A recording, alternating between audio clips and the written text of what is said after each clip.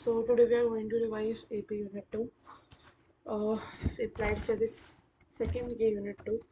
Okay, very confusing unit it is.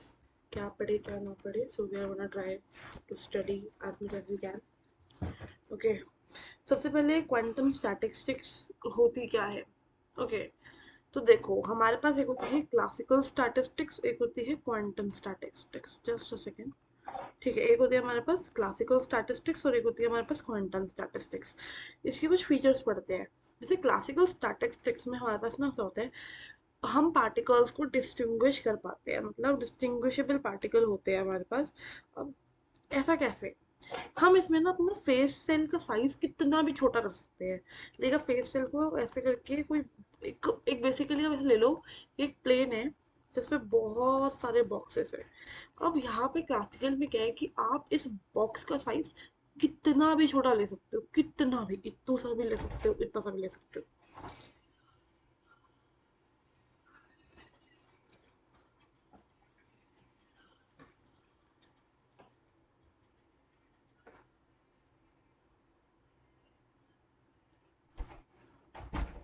अब इसका size कितना भी छोटा हो सकता है. तो इससे अब देखो, इसका साइज हम कितना भी छोटा ले रहे हैं, मतलब हम पार्टिकल, हमारे पास एक ए है और एक बी है और दोनों में बहुत कम गैप है, लाइक दोनों ऑलमोस्ट सेम है. बस आप मान लो कि इसका जो डिस्टेंस, इसका जो साइज है वो है फॉर एग्जांपल 3 × 10⁻⁻15 मीटर. ठीक है, इसका साइज क्या मान लिया हमने, 3 × 10⁻⁻15 मीटर. और इसका मान लो है कि 2 × 10⁻⁻15 मीटर. तो इन दोनों के बीच में सिर्फ 10⁻⁻15 मीटर का गैप है, वेरी वेरी स्मॉल. मतलब 1 मीटर को हम लाइक 10⁻15 में डिवाइड कर रहे हैं, लाइक उतने पार्ट्स में डिवाइड कर रहे हैं, सिर्फ उतना सा ही गैप है. बट हम तो उसको कितना भी बड़ा ले सकते हैं. तो मैं इसको 10⁻⁻15 मीटर भी ले सकती हूँ. तो उसमें क्या होगा कि मेरा एक पार्टिकल अलग जगह पे होगा, एक दूसरा पार्टिकल अलग जगह पे होगा, जिससे इसके बीच का गैप, क्योंकि हम कुछ भी ले सकते हैं, राइट. इससे मैं डिस्टिंग्विश कर पाऊंगी कि अच्छा, मेरा बॉक्स नंबर 1 में जो पार्टिकल है वो ए है, बॉक्स नंबर 3 में जो पार्टिकल है वो मेरा बी है, लाइक दिस. ठीक है, तो इसका मतलब बेसिकली ये सब है. तो क्लासिकल स्टैटिस्टिक्स में हम फेस सेल का साइज कितना भी छोटा ले सकते हैं, लिखा हुआ है ना, we can make the size of phase cell as small as we please, जितना हमें चाहिए. ठीक है. अब इसकी वजह से, अब ये NIG है क्या, सबसे पहले ये आपके एनर्जी लेवल है. ठीक है, एनर्जी लेवल को आप ऐसे करके ले लो, जैसे ये ई एनर्जी लेवल तक है, ये 2E है, ऐसे करके. अब ई के अंदर मेरे पास बहुत सारी स्टेट्स होएगी जो सारी ई लेवल में होएगी, राइट. ये सारी मेरी ई लेवल में है. उसके बाद मेरी जो ई से 2E में बहुत सारी होएगी. अब आपको पता है कि स्टेट धीरे धीरे डेंस हो जाती है. डेंस का मतलब, जैसे हमारी शुरू में स्टेट का गैप ज़्यादा होता है, ठीक है, धीरे धीरे ये गैप कम होने लगता है. ये चीज़ आपने पहले पढ़ रखी है, लाइक आपने देखा होगा ना, -13.6 इलेक्ट्रॉन वोल्ट होता है, करते करते -3.6 इलेक्ट्रॉन वोल्ट. तो वो गैप कम हो जाता है, राइट. तो इसी वजह से हमारी स्टेट जो है डेंस हो जाती है. तो बेसिकली यहाँ पर जो मेरी इस ई एवरेज है, या इस पूरी यहाँ से लेके यहाँ तक जो इसका ई एवरेज है वो ई के बराबर है. मतलब एवरेज एनर्जी सबकी ई है, ऑलमोस्ट सबकी सेम ही है, इसलिए हम इसे डीजेनरेट स्टेट्स भी कहते हैं. मतलब इन सबकी ऑलमोस्ट एनर्जी सेम है. Now number of degenerate states in सुनो, हम एक सेल तक की, एक एनर्जी तक पूरी जिसकी एवरेज ये, उसको हम 1 सेल कहते हैं. फिर इसकी कुछ एवरेजेस को हम सेकेंड सेल कहते हैं. ठीक है. तो एक सेल में जितनी डिजेनरेट स्टेट्स है उसे हम कहते हैं GI. और उसमें से उसमें कितने इलेक्ट्रॉन्स है, एक सेल में हमने कितने पार्टिकल्स फिल कर रखे हैं. ठीक है, पार्टिकल्स कुछ भी हो सकते हैं, फोटॉन्स हो सकते हैं, इलेक्ट्रॉन्स हो सकते हैं, कुछ भी हो सकते हैं. तो वो हमने कितने फिल कर रखे हैं उसे हम NI, number of particles field कहते हैं. ठीक है. तो यहाँ पर लिखा हुआ है कि क्लासिकल स्टैटिस्टिक्स में हमारी डीजेनरेट स्टेट्स काफ़ी ज़्यादा होती है नंबर ऑफ पार्टिकल्स के कंपैरिजन में, क्योंकि इससे ये चीज़ आई ना. तो मतलब डीजेनरेट स्टेट्स जो है वो हमारे नंबर ऑफ पार्टिकल्स से कहीं ज़्यादा होती है. हो सकता है डीजेनरेट स्टेट्स में हमारे 1000, 100 फॉर एग्जांपल, और नंबर ऑफ पार्टिकल्स हमारे सिर्फ 20 हो. तो ऐसे होता है, उल्टा नहीं हो सकता. ठीक है. सो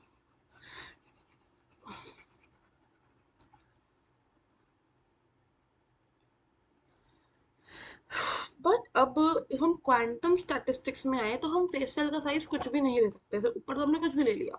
बट क्वांटम स्टैटिस्टिक्स में क्या होता है, हमारे पास एक हाइजेनबर्ग अनसर्टेनिटी प्रिंसिपल है, हम किसी चीज़ की प्रॉपर पोजीशन नहीं निकाल सकते, राइट। तो उसमें प्रिंसिपल क्या कहता है कि पोजीशन के अनसर्टेनिटी और मोमेंटम की uncertainty is equal to H bar upon 2 pi, right, H upon 2 pi, sorry, ठीक है। सो ये कहता है तो हमारी minimum uncertainty in position of in position is minimum uncertainty in position is 10 to H cube. No, H cube is the minimum uncertainty, तो minimum size जो phase cell का हो सकता है वो एच क्यूब हो सकता है, इससे छोटा नहीं लग सकता। तो मेरा पार्टिकल जो है उसका साइज एच की पावर 4 है और दूसरे का 2 इंटू एच की पावर 4 है, तो इन दोनों के बीच का गैप आ गया एच की पावर 4। तो मैं तो एच की पावर क्यूब का ही गैप ले सकती हूँ, एच की पावर 4 का गैप ले ही नहीं सकती, तो मुझे पार्टिकल्स ऑलमोस्ट सेम सेम ही दिखेंगे, मुझे अलग दिखेंगे ही नहीं, मुझे लगेगा सेम जगह पर सेम दो पार्टिकल्स है। तो इसीलिए इनमें क्या होता है कि पार्टिकल्स जो है वो हमारे इनडिस्टिंग्विशेबल बन जाते हैं, अंडरस्टैंड इस। और इसमें क्वांटम स्टैटिस्टिक्स में हमारा साइज भी एच क्यूब होता है मिनिमम। अब क्वांटम स्टैटिस्टिक्स को हम दो तरीके से पढ़ते हैं। बेसिकली शुरू में क्वांटम स्टैटिस्टिक्स ना बोस आइंस्टाइन ने डिफाइन करी बैठ के, और इन्होंने जो डिफाइन करा उसमें ये लोग पॉली एक्सक्लूजन प्रिंसिपल को लेना भूल गए। पॉली एक्सक्लूजन प्रिंसिपल को आप लेना भूल गए, got it, I got it, just a second, ठीक है।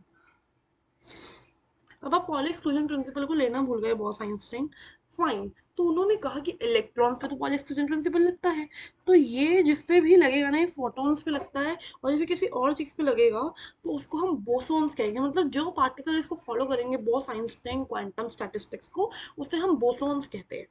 वेयर एज अब जिसने पॉली एक्सक्लूजन प्रिंसिपल को इंक्लूड करा वो है फर्मी डायरेक, उसने एक अपनी अलग स्टैटिस्टिक्स निकाली, फर्मी डायरेक क्वांटम स्टैटिस्टिक्स।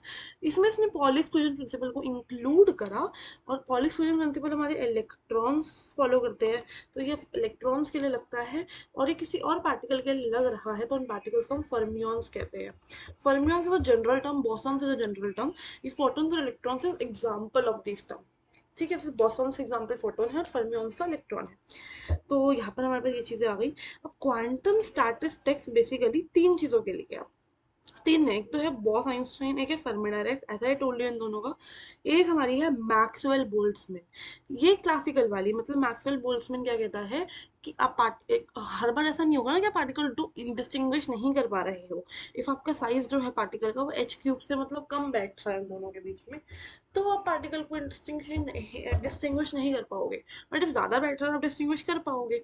तो मैक्सवेल बोल्ट्जमैन क्या कहता है कि डिस्टिंग्विशेबल पार्टिकल्स के लिए मैक्सवेल बोल्ट्जमैन लगेगी और इनडिस्टिंग्विशेबल के लिए दोनों लगेगी। अब इन दोनों में क्या डिफरेंस है, फर्मी डायरेक्ट आपकी पॉली एक्सक्लूजन को फॉलो करती है और ये आपकी पॉली एक्सक्लूजन को फॉलो नहीं करती, तो वो पार्टिकल्स को लेती है जो उसको फॉलो नहीं करते, ठीक है। ये फोटॉन्स को एक्सप्लेन करती है, ये बोसॉन्स जनरल टर्म, ये इलेक्ट्रॉन्स को है फर्मियंस जनरल टर्म, ये ऊपर लिखा हुआ है कि indistinguishable particle minimum phase cell. अब एक और चीज, बोसॉन्स की अब जो पार्टिकल्स ऐसे फॉलो करते हैं ना उन्हें हम बोसॉन्स कहते हैं, बट वो कैसे डिसाइड करेंगे बोसॉन्स कौन कौन है, जिनकी हमारी जो स्पिन होती है वो इंटीग्रल नंबर ऑफ एच होएगी, ठीक है, integral number H, 2h 3h, वो हमारे होंगे बॉस आइंस्टाइन के बोसॉन्स पार्टिकल। बट इफ उनकी हाफ इंटीग्रल स्पिन है h/2 3h/2 5h/2, तो उसको हम कहेंगे फर्मियंस, ठीक है। ये हमारी सिमेट्रिकल वेव फंक्शन से एक्सप्लेन होती है और ये हमारी असिमेट्रिकल वेव फंक्शन है। इसका मैं समझा देती हूँ, सिमेट्रिकल और असिमेट्रिकल वेव फंक्शन क्या होते हैं, इसको समझने के लिए इधर आओ, ठीक है। सिमेट्रिकल वेव फंक्शन पहले देखते हैं। अब सिमेट्रिकल वेव फंक्शन क्या कहता है कि आपका वेव फंक्शन है psi, psi of A of B is equals to psi of B of A, this is your symmetrical wave function. अब हम बोसॉन्स पढ़ रहे थे, वो बॉस आइंस्टाइन, अरे करंट लग रहा है, ओके इसको थोड़ा दूर रखते हैं, ठीक है। हम पढ़ रहे थे बॉस आइंस्टाइन वाली। अब बॉस आइंस्टाइन में क्या होता है देखो, हमारे पार्टिकल्स इनडिस्टिंग्विशेबल है, तो मतलब साई हमारा ए और बी जो है वो ऑलमोस्ट हम इक्वल मान रहे हैं, तो psi A of A equals to psi A of A हो गया। तो यहाँ पर ये जो है हमारी सिमेट्रिकल वेव फंक्शन से डिफाइन हो गई, ठीक है, हमें समझ आ गई।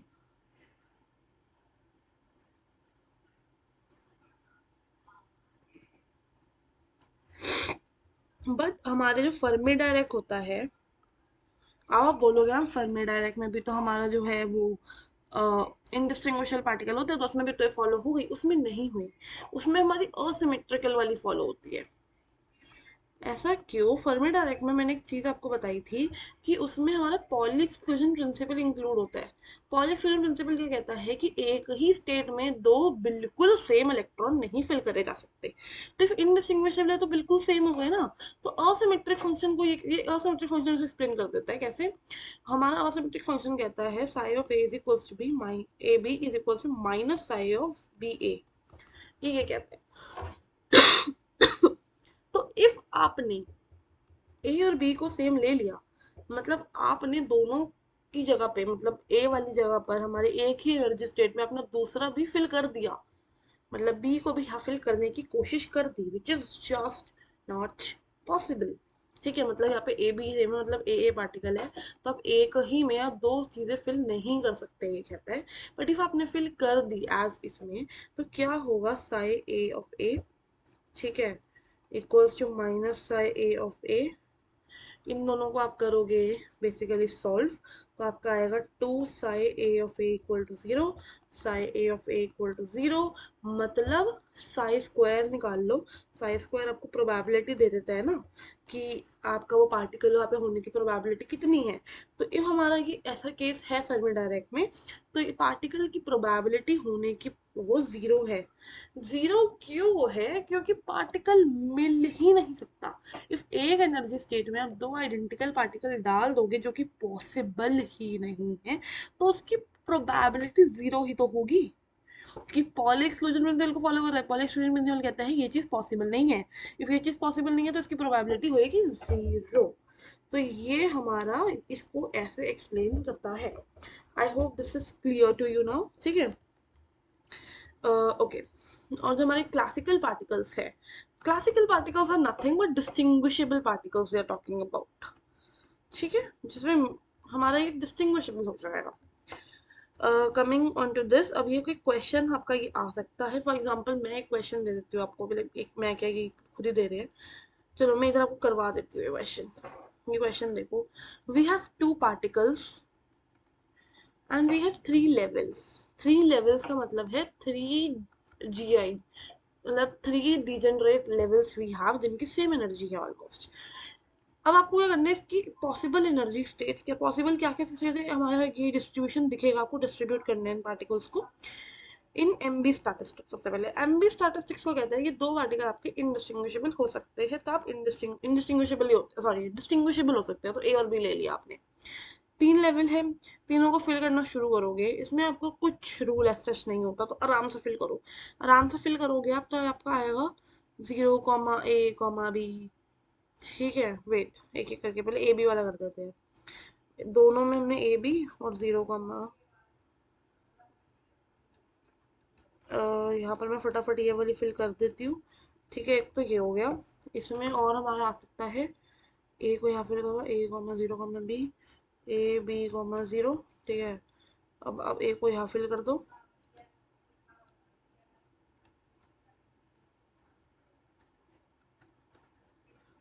अब ए को यहाँ फिल कर दो।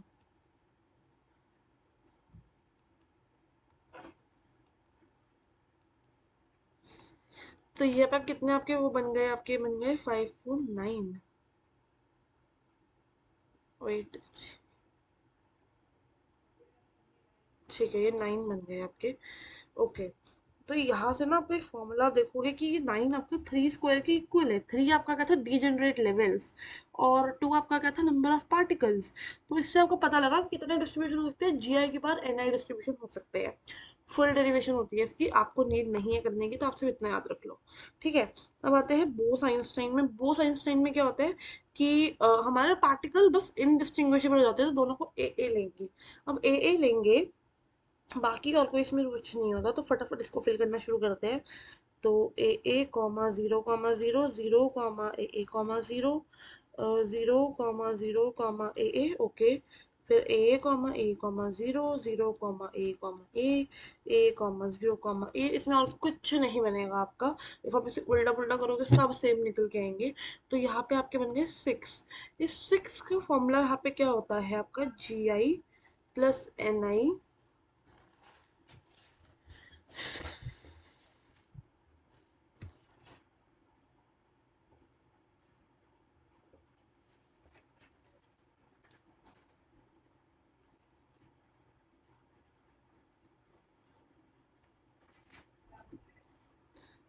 हाँ ठीक है, GI प्लस NI, ये NI प्लस GI कुछ भी ले लो, नथिंग मैटर्स, मतलब दोनों सेम चीज़ ही है। तो NI plus GI minus 1 upon NI और GI माइनस 1, इन सब का लो फैक्टोरियल। ठीक है, इसको सॉल्व करो आप एक बारी। NI आपका है यहाँ पे 2, GI है 3 माइनस 1, NI आपका है 2, GI है 3, तो फिर से 2। ठीक है, 5 माइनस 1 4, तो 4 फैक्टोरियल 2 फैक्टोरियल 2 फैक्टोरियल, इसको सॉल्व करोगे आपका आ जाएगा 6।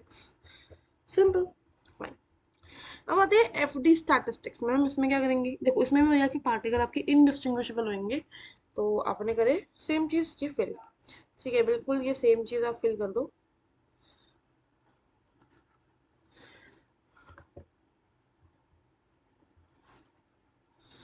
ठीक है, ये आपका हो गया। अब मुझे बताओ, FD में उसने एक और चीज कही थी कि ये आपका पॉली एक्सक्लूजन प्रिंसिपल फॉलो करते हैं। अब वो क्या कहता है आपका कि सेम पार्टिकल एक ही एनर्जी लेवल में फिल नहीं हो सकते, दो सेम पार्टिकल। तो ये दो सेम लेवल पे, दो सेम पार्टिकल एक लेवल पे फिल नहीं हो सकते, ये भी नहीं हो सकते, ये भी नहीं हो सकते। तो ये तीन केसेस में से हट जाएंगे, मतलब इधर हटा ही दो। ठीक है, ये तीन केसेस में से हट जाएंगे, इसको हम बड़ा बड़ा हटा दिया हमने। तो हमारा यहाँ पे आंसर आएगा 3। इसका फॉर्मूला हमारा बन जाता है GI C NI which is 3C2 3 factorial 2 factorial 1 factorial. इसको आप करोगे तो 3 आ जाएगा। ठीक है, this is how it is done, very very simple. I hope इसमें कोई फॉर्मूले में आपको दिक्कत ना हो। मैं फॉर्मूला मार्क कर देती हूँ, एक ये फॉर्मूला है, एक ये फॉर्मूला है, और एक आपका ये फॉर्मूला है। ठीक है, दिस इज द फॉर्मूला। अब मल्टीपल सेल्स के लिए ये तो हमने लिया कि हमारा जो है, एक सेकेंड। अच्छा, ये सब अभी तक हम एक सेल में फिल कर रहे थे क्योंकि डीजेनरेट हम एक सेल का ही ले सकते हैं। ये सब हमारा जो है वो एक सेल का है। मल्टीपल सेल्स आ जाएगी तो क्या करोगे, आप सबको मल्टीप्लाई कर देते हो। तो आपका जो MB की वैल्यू आएगी, अच्छा MB छोड़ो, पहले BE पे कर लेते हैं। BE की वैल्यू जो आएगी, इन सबको मल्टीप्लाई कर दो, मतलब पाई लगा दो, पाई का मतलब मल्टीप्लाई ही होता है। तो इसकी आ जाएगी NI plus GI minus 1 factorial, यहाँ पे आई की वैल्यू पुट करते रहना बार बार, NI factorial GI minus 1 factorial.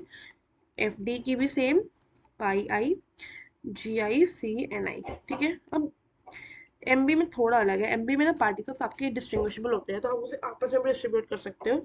तो उसमें तो आपका आ जाएगा N फैक्टोरियल बाहर टोटल नंबर ऑफ पार्टिकल्स का, और इसके बाद आपका आ जाएगा पाई आई, क्या होता है इसका, आपका होता है GI के पार NI, और अपॉन में आ जाएगा आपका NI फैक्टोरियल। मतलब NI में भी इफ आपका नंबर ऑफ पार्टिकल 4 है तो उसके डिस्ट्रीब्यूशन के हिसाब से 4 है तो 3 2 0 ऐसे कुछ करके आ जाएगा। ठीक है, it's gonna happen like this. ठीक है, बट एट द एंड ये भी थोड़ा चेंज हो जाता है।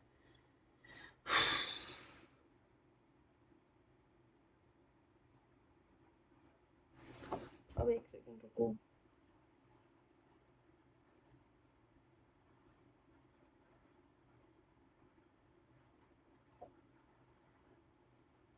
मुझे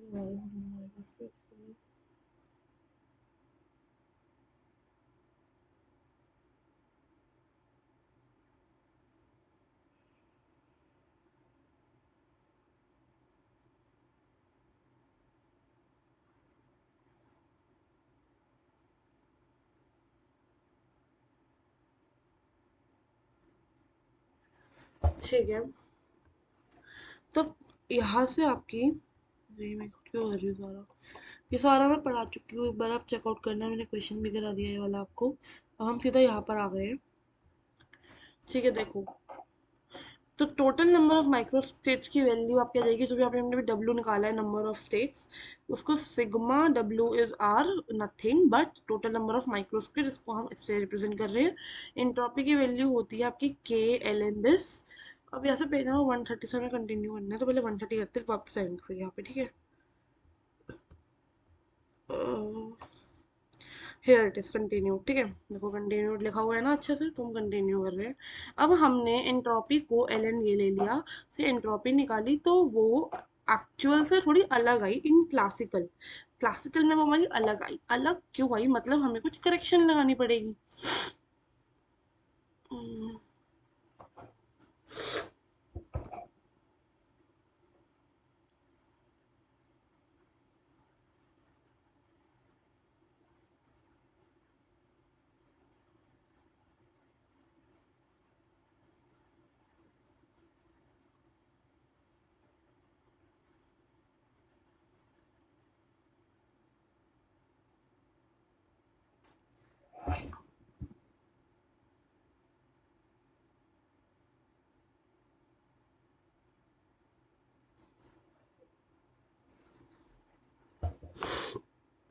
एक सेकेंड,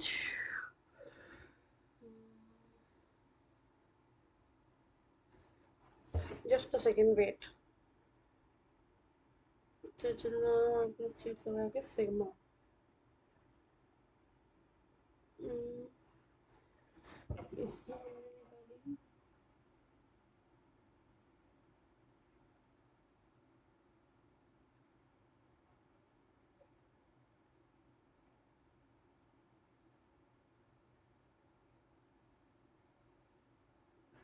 की पावर टू,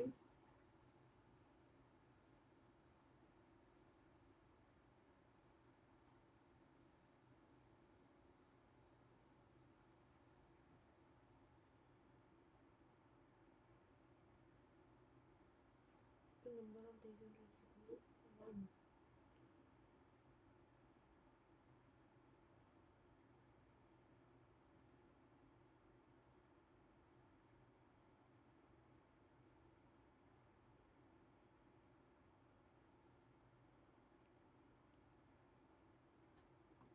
ठीक है। ये क्लासिकल की ही सिर्फ बात हो रही थी, क्लासिकल के अंदर ही सिर्फ आपका जो ये है वो sigma L sigma of W N I आता है, बाकी में तो नॉर्मल डब्ल्यू ही है। ठीक है, एक सेकंड और रुको।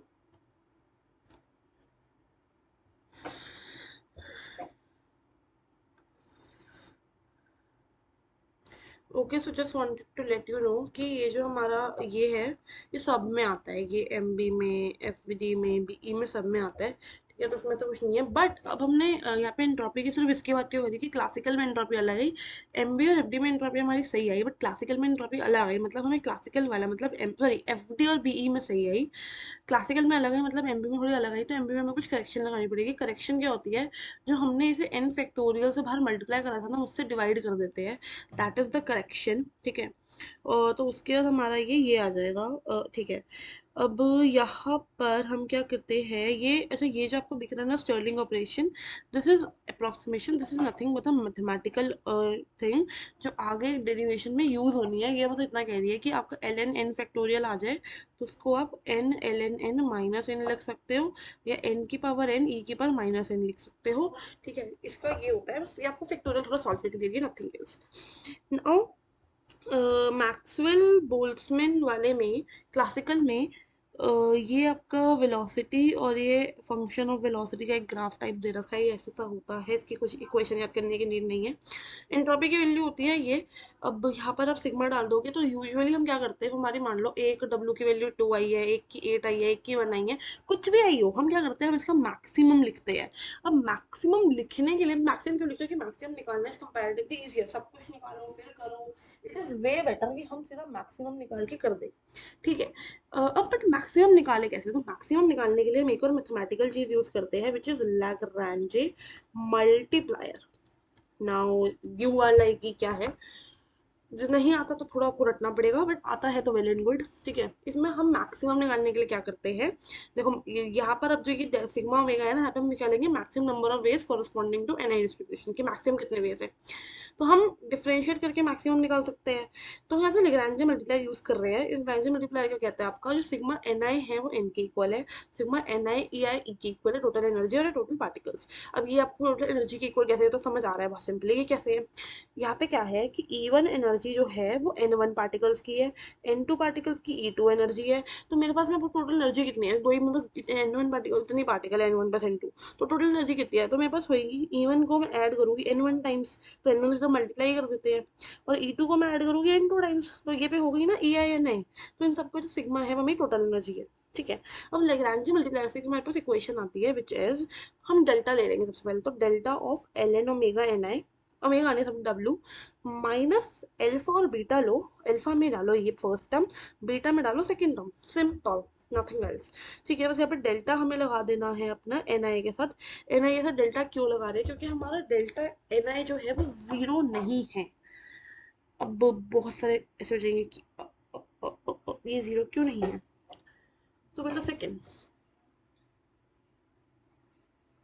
यहाँ पर आपका डेल्टा एन आई क्या है, एन आई है नंबर ऑफ पार्टिकल्स एक स्टेट में, राइट। और वो आपके बार बार चेंज हो रहे हैं, कि हमने पहले एक स्टेट में ले लिया कि 0 3 2 1, फिर हमने ले लिया 0 4 4 2 0। ठीक है, तो यहाँ पे नंबर ऑफ पार्टिकल्स जो है इधर इधर चेंज हो रहे हैं, तो डेल्टा एन आई आपका जीरो नहीं होता। ठीक है, बट हम डेल्टा एन आई ले लेते हैं। ठीक है, अब यहाँ पर हमारी इस सब में बस वैल्यूज पुट करेंगे, इसकी वैल्यू होती है ये, हम अभी क्लासिकल के लिए निकाल रहे हैं, बाकियों के लिए भी आप निकाल सकते हो। तो एल एन की वैल्यू ये हो जाएगी, इसको थोड़ा सा सॉल्व करोगे तो यहाँ पर आपका ये डिवाइड में है, तो इसे हमने क्या करा, जब मल्टीप्लाई में वाले तो सिग्मा आ जाएगा, सिग्मा इसको सॉल्व करके दिखाती हूँ मैं आपको। हमारा क्या है, डब्ल्यू की वैल्यू है पाई आई, क्या है आगे, जी आई की power N I upon N I factorial. ठीक है, हमने लिया इसका एल एन, तो एल एन लेंगे तो बहुत सारे मल्टीप्लाई में, तो एंड में सिग्मा लग जाएगा, सिग्मा एल एन जी आई की पावर एन आई, ठीक है, माइनस एल एन एन आई फैक्टोरियल। ठीक है, अब इस एल एन आई फैक्टोरियल को हम स्टेरलिंग ऑपरेशन सॉल्व कर लेंगे। देखो मैंने इस स्टेप पे आपको पहुंचा दिया। ठीक है, स्टर्लिंग अप्रोक्सीमेशन लगाएंगे, तो ये तो हमारा एज इट इज उतर जाएगा, और इसकी आ जाएगी हमारे पास N I N I minus N I. ठीक है, इसको हमने डाला, ये हमारा माइनस लगा हुआ है, तो यहाँ पे ऐसे होता है हमारा, तो प्लस वाली टर्म माइनस हो गई, माइनस वाली टर्म हमारी प्लस हो गई। ठीक है, तो ये प्लस है तो यहाँ पे हमारा माइनस आ गया, माइनस है तो हमारा यहाँ प्लस आ गया। ठीक है, सिंपल। उसके बाद ये एन आई आपने लिया कॉमन, और L N A minus B को L N A upon B कर दिया, और प्लस एन आई को आपने एज इट इज लिख दिया, तो आपकी ये चीज़ आ गई। अब आप लगाओ इस पर डेल्टा, आपने लगाया डेल्टा, तो डेल्टा से क्या होगा, आप इसे डिफ्रेंशिएट कर दोगे एन आई, डेल्टा एन आई है ना। ठीक है, तो एन आई ही आपका वेरिएबल है, तो आप क्या करोगे, एन आई को एज इट इज लिखा, और इसका डिफ्रेंशिएट होता है देखो, अब L N G I upon N आई का डिफरेंशिएट कैसे करोगे आप, इसको सबसे पहले आप ऐसे करके कर दो, जी आई आपका जो है फिक्स है, तो ये कांस्टेंट है, तो इसे कांस्टेंट ट्रीट करो, तो constant minus L N N I, इसको एन आई के नाम से डिफरेंशिएट करो, तो इसका जीरो हो गया, इसका हो गया वन बाई एन आई। ठीक है, और फिर सिर्फ एन आई बचा, उसका हो गया डेल्टा एन आई। ठीक है, तो हमने यही करा है, एन आई तो हमने एक बाहर लिखा, उसके बाद हमने इसका करा, वेट एक सेकेंड, इसको हम डिफरेंशिएट कर रहे हैं, एक एन आई हमने बाहर लिखा, उसके बाद हमने करा,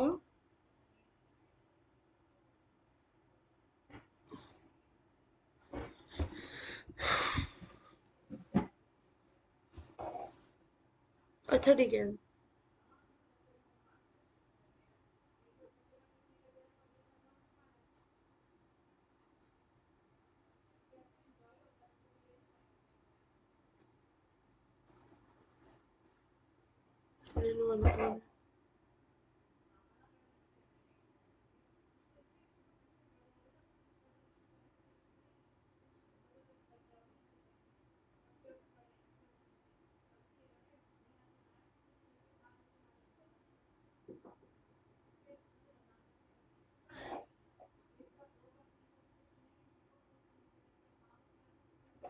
देखो मैं बस ये वाली जाऊँगा, मैं देख रही हूँ कैसे करा है इन्होंने।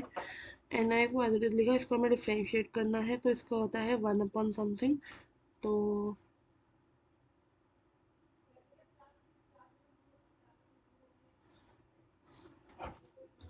इसको मैंने खोल दिया, ठीक है। N I L N G I upon L N N I. सबसे पहले मैं लिखूँगी एन आई, ठीक है। फिर मैं इसको करूँगी डिफरेंशिएट, तो इसको मैंने एन आई का मतलब 0 - 1/n आई, ठीक है। फिर एन आई को करूँगी मैं,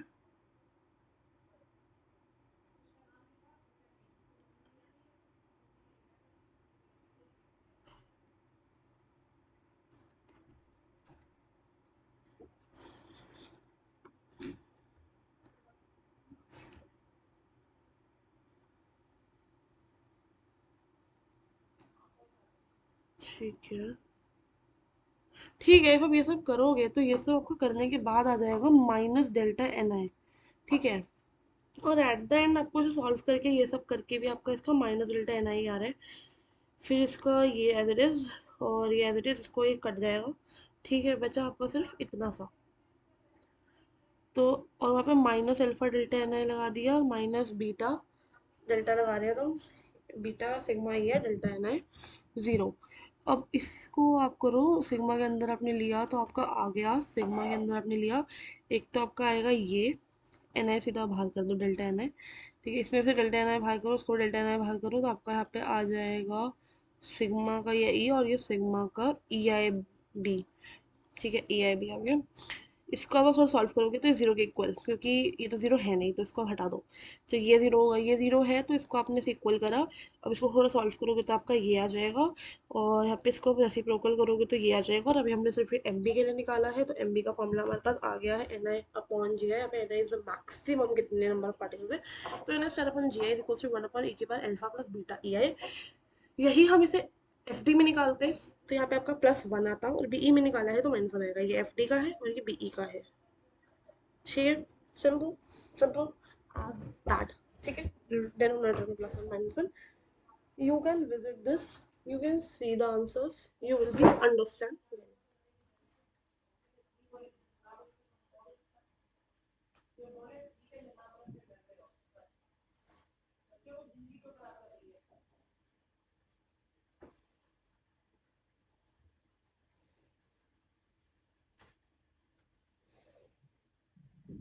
ओके, सो अब यहाँ पे आपका ये सब निकल चुका है।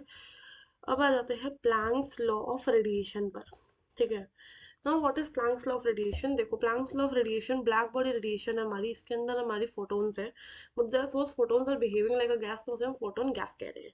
The radiation in thermal equilibrium, thermal equilibrium का मतलब क्या है कि जितने एब्जॉर्ब हो रहे हैं उतने एमिट हो रहे हैं। In a box with perfectly reflecting walls, perfectly reflecting walls का मतलब क्या है कि ये थर्म आपका ब्लैक बॉडी रेडिएशन है।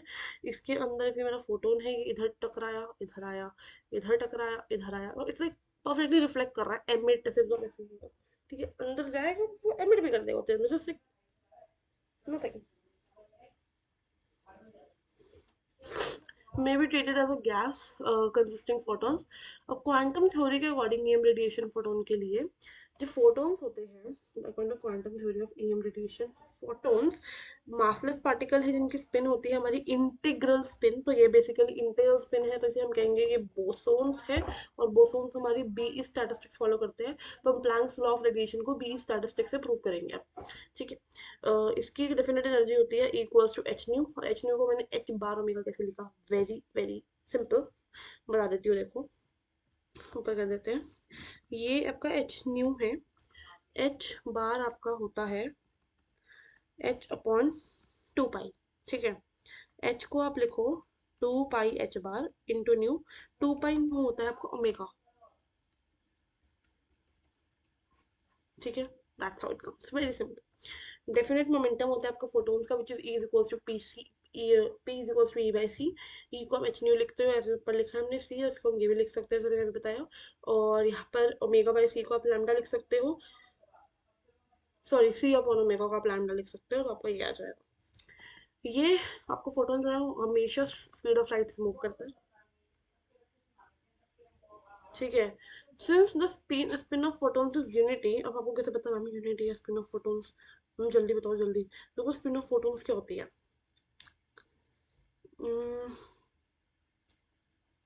एच बार है ना, ठीक है, तो स्पेस पार्टिकल ये स्पिन एच बार है, तो उसकी यूनिटी है, मतलब एन इक्वल टू 1 आ रहा है। तो ये भी इस तरह से फॉलो करते हैं, एटम एमिट कर सकते हैं, अब्जॉर्ब कर सकते हैं। बट यहाँ पे नंबर ऑफ पार्टिकल यहाँ पे चेंज हो रहे हैं, नंबर ऑफ पार्टिकल चेंज हो रहे हैं, मतलब अंदर से कभी एमिट हो रहे हैं कभी एब्जॉर्ब हो रहे हैं, तो नंबर ऑफ पार्टिकल्स तो चेंज हो रहे हैं। तो यहाँ पर सिग्मा इसका 0 नहीं है, बट एनर्जी सेम रहेगी, क्योंकि टोटल एनर्जी सेम, ठीक है, एनर्जी अंदर बाहर यही आपस में कर रही है। अब हमने यहाँ पे लेग्रांजे मीडियम में अल्फा यूज किया था, बट वो अल्फा हमने कब यूज करा था, जब हमारा डेल्टा एन आई जो था वो 0 था। वेट,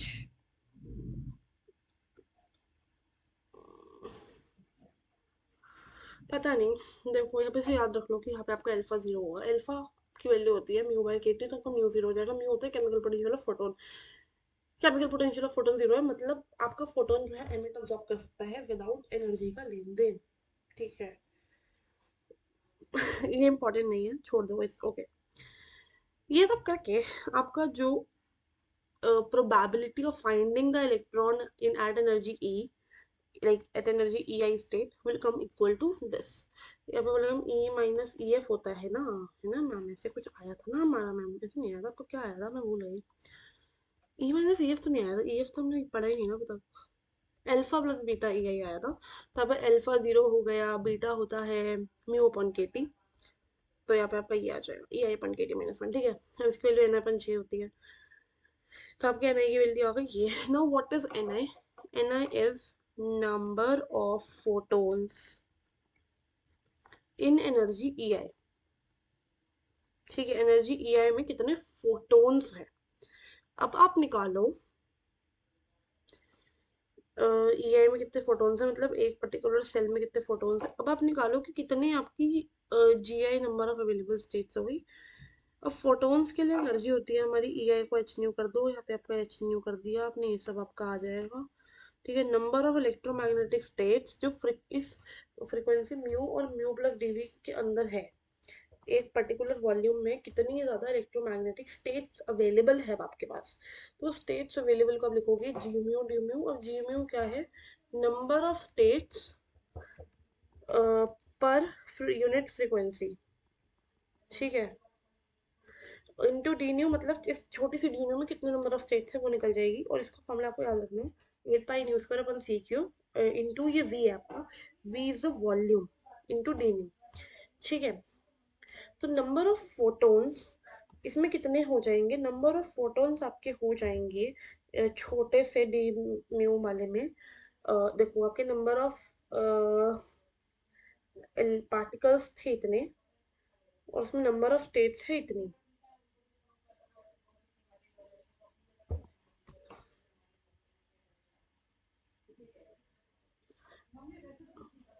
एच न्यू एनर्जी में हमारे पास एक एन आई स्टेट्स है, ठीक है, और उस एन आई स्टेट्स, नहीं एन आई इलेक्ट्रॉन्स है, ओके। एच म्यू एनर्जी में, ठीक है, म्यू फ्रीक्वेंसी में आपके पास म्यू फ्रीक्वेंसी में आपके पास एन आई पार्टिकल्स है, विच इज इतने इलेक्ट्रॉन्स वगैरह है, इलेक्ट्रॉनिक फोटोन्स है, ठीक है। और कितने स्टेट्स है, ठीक है, the number of states are equal to just J mu D nu. तो नंबर ऑफ फोटोन्स कितने हो गए यार, ये बहुत कंफ्यूजिंग नहीं हो गया, जस्ट अ सेकेंड। हमने नंबर ऑफ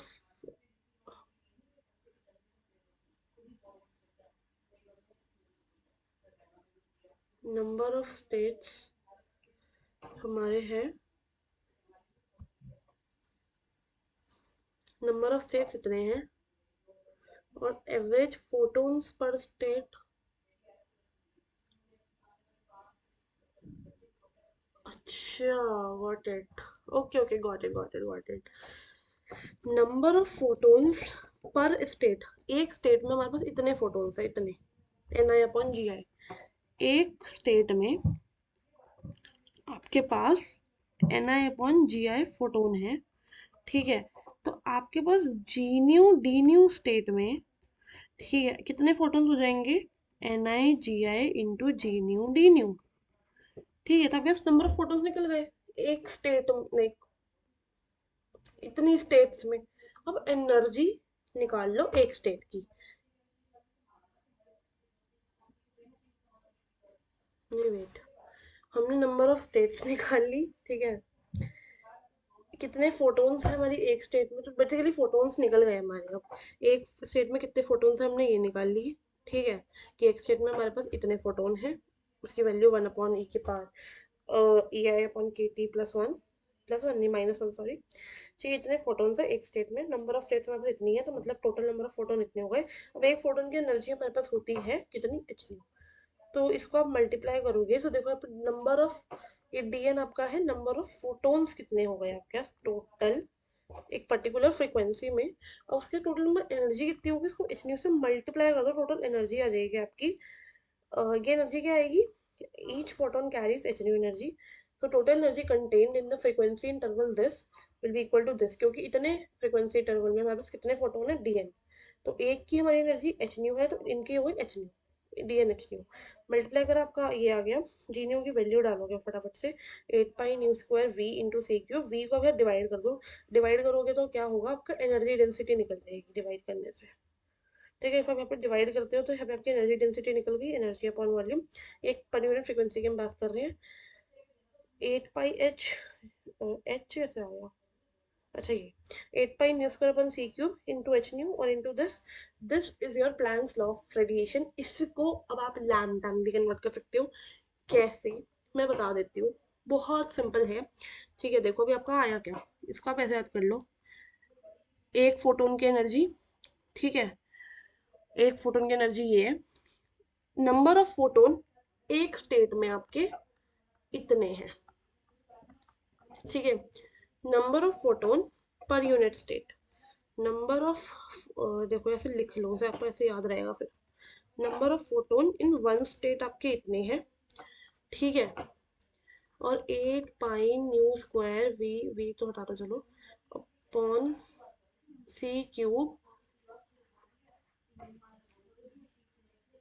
ठीक है, इंटू वी भी कर लो चलो।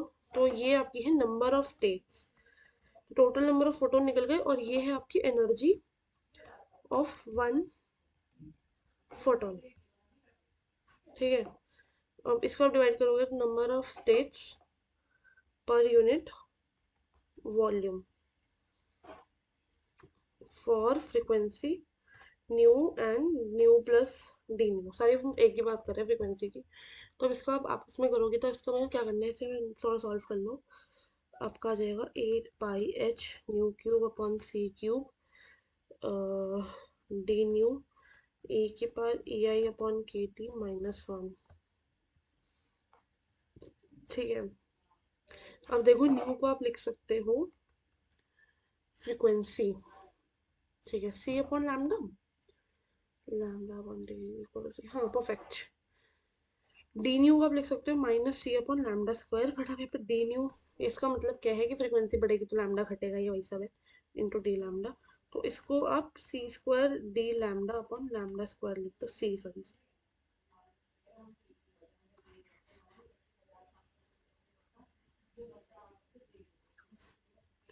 तो इसको आप डालोगे 8πh न्यू क्यूब को सी क्यूब लैम्डा क्यूब, फिर सी क्यूब है इधर, ये वाली चीज़ तो एज इट इज़ रहेगी, डी न्यू को आप लिखोगे c/d λ/λ²।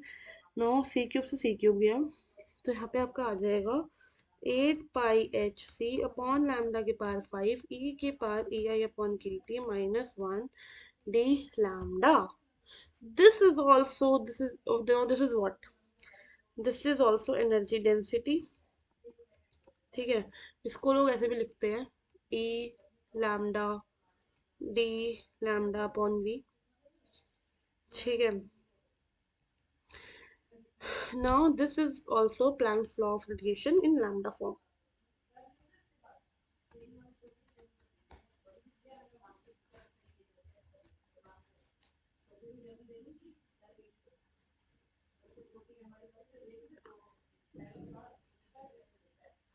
फाइन, तो यहाँ पर आपका ये सब निकल गया है. So then, thus, by applying BE statistics to photon gas enclosed in a cavity, Planck's ने ब्लैक बॉडी रेडिएशन लॉ को डिराइव करा. ये लॉ सक्सेसफुली एक्सप्लेन कर पाता है हमारी ब्लैक बॉडी रेडिएशन स्पेक्ट्रम की प्रॉपर्टीज को एक्सपेरिमेंटली, और हमारा रेले जीन्स लॉ को और हमारा ये वेन डिस्प्लेसमेंट लॉ को भी एक्सप्लेन कर देता है प्रॉपरली. ठीक है, उसको भी क्लासिकल फिजिक्स वगैरह सब एक्सप्लेन कर देता है. अब ये सब तो चलो ठीक है. यहाँ पर एक पॉइंट आपका लिखा हुआ है which is very very important. Revise करो 49 to 60 पेज नंबर और फिर हमें आना है वापस यहाँ पर. ठीक है, ये बहुत ज़रूरी है क्योंकि पेजेस ऊपर नीचे है बहुत ज़्यादा. तो 49 to 60 हमने नीचे रख रखा है, मुझे याद है, मैंने पीडीएफ बनाई है तो मुझे पता है अभी के लिए. सो 49 नहीं, 48 to 60. 49 तो नीचे वाला है बट हमें यहाँ से पढ़ना शुरू करना है. इंपॉर्टेंट नहीं है ये पेज पढ़ने, इसलिए शायद मैंने वो लिखा नहीं है, बट इफ अभी पढ़ लोगे तो कुछ बुरा भी नहीं हो जाएगा. It is just a differentiate. और ये क्वेश्चन आने को 3 से 5 नंबर का आ सकता है. एज इट इज उठ के सेम टेबल बना के आनी है आपको वहाँ पे. डिफरेंशिएट करने के लिए आ सकते हैं कि डिफरेंशिएट करो मैडम. तो मैडम जी आपने डिफरेंशिएट आप कर सकते हो, आप इस टेबल को बिना पढ़े भी डिफरेंशिएट कर सकते हो. इतना कैपेबल मैंने आपको बनाने की कोशिश करी है. ठीक है,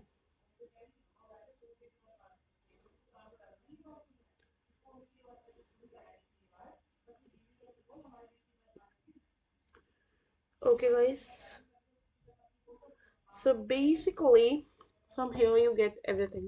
इनका डिफरेंशिएशन लाइक ठीक है. अब आ जाते हैं स्टीफन बोल्ट्जमैन लो, फिर ब्लैक बॉडी रेडिएशन को हम थोड़ा फिर से पढ़ेंगे. It's very easy. फिर वेन डिस्प्लेसमेंट लो, it's very very easy. I am telling you this is easy easy easy. ये सब हम, ये तो बहुत इजी निकल जाएगा. फोटो इलेक्ट्रिक इफेक्ट की तो नीड ही नहीं है. ये फिर फर्मी लेवल वगैरह आ गया, फिर हमें फर्मी लेवल दोबारा याद आ गया. कहाँ से पढ़ेंगे? हमने ये चीज़ तो पढ़ी ही नहीं, मैंने स्किप कर दी क्या?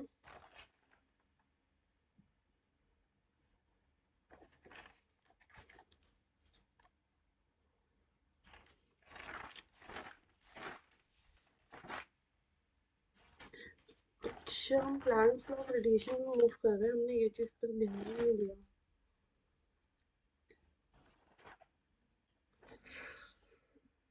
चलो इसकी तो नीड नहीं है वैसे. अब सारा कवर हो जाएगा आपका. ठीक है, जो कवर नहीं होगा वो मैं आपको करा दूंगी सो दैट आपको कोई प्रॉब्लम ना हो. ठीक है,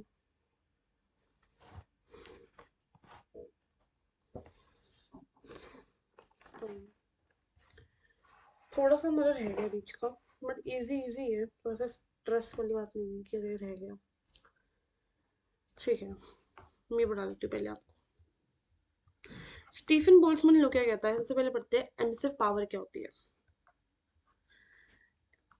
emissive power of a body एक गिवन टेम्परेचर पे quantity of radiant energy emitted by the body per unit time per unit area of the body at that temperature. एक बॉडी है जिसका टेम्परेचर है T. उस पर्टिकुलर टेम्परेचर पे वो कितनी energy per unit area and per unit time emit कर रही है, दैट इज वो नोन एज एमिसिव पावर. ठीक है, सिंपल. एमिसिविटी क्या होती है? जितनी एनर्जी उसने रेडिएट करी है मटेरियल के सरफेस से, उस उस एनर्जी को इफ उसकी जगह एक परफेक्टली ब्लैक बॉडी होती उस ही टेम्परेचर पर, तो वो कितनी एनर्जी आपकी रेडिएट करती. ठीक है, पावर भी ले सकते हो कि कितनी पावर उस बॉडी ने एमिट करी है और कितनी पावर ब्लैक बॉडी करती, कुछ भी ले सकते हो. वो होता है आपका एमिसिविटी. ठीक है, दोनों आपस में कन्वर्टेबल है, दैट्स व्हाई हम कुछ भी ले रहे हैं. अब आपका स्टीफन लॉ क्या स्टेट करता है, ये भी बहुत जरूरी है. Stefan Boltzmann law. लॉ का नाम भी तो पता होना चाहिए. ठीक है,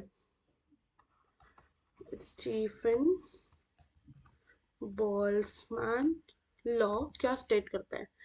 Law states that the total radiation emitted from the black body per unit area, total radiation जो black body per unit area, मतलब रेडिएशन इज लाइक एनर्जी, कितनी per unit area black body आपकी एमिट कर रही है, ठीक है, वो प्रोपोर्शनल है आपकी टी की पावर 4 से, और इसको आपको फॉर्मूला निकालना है।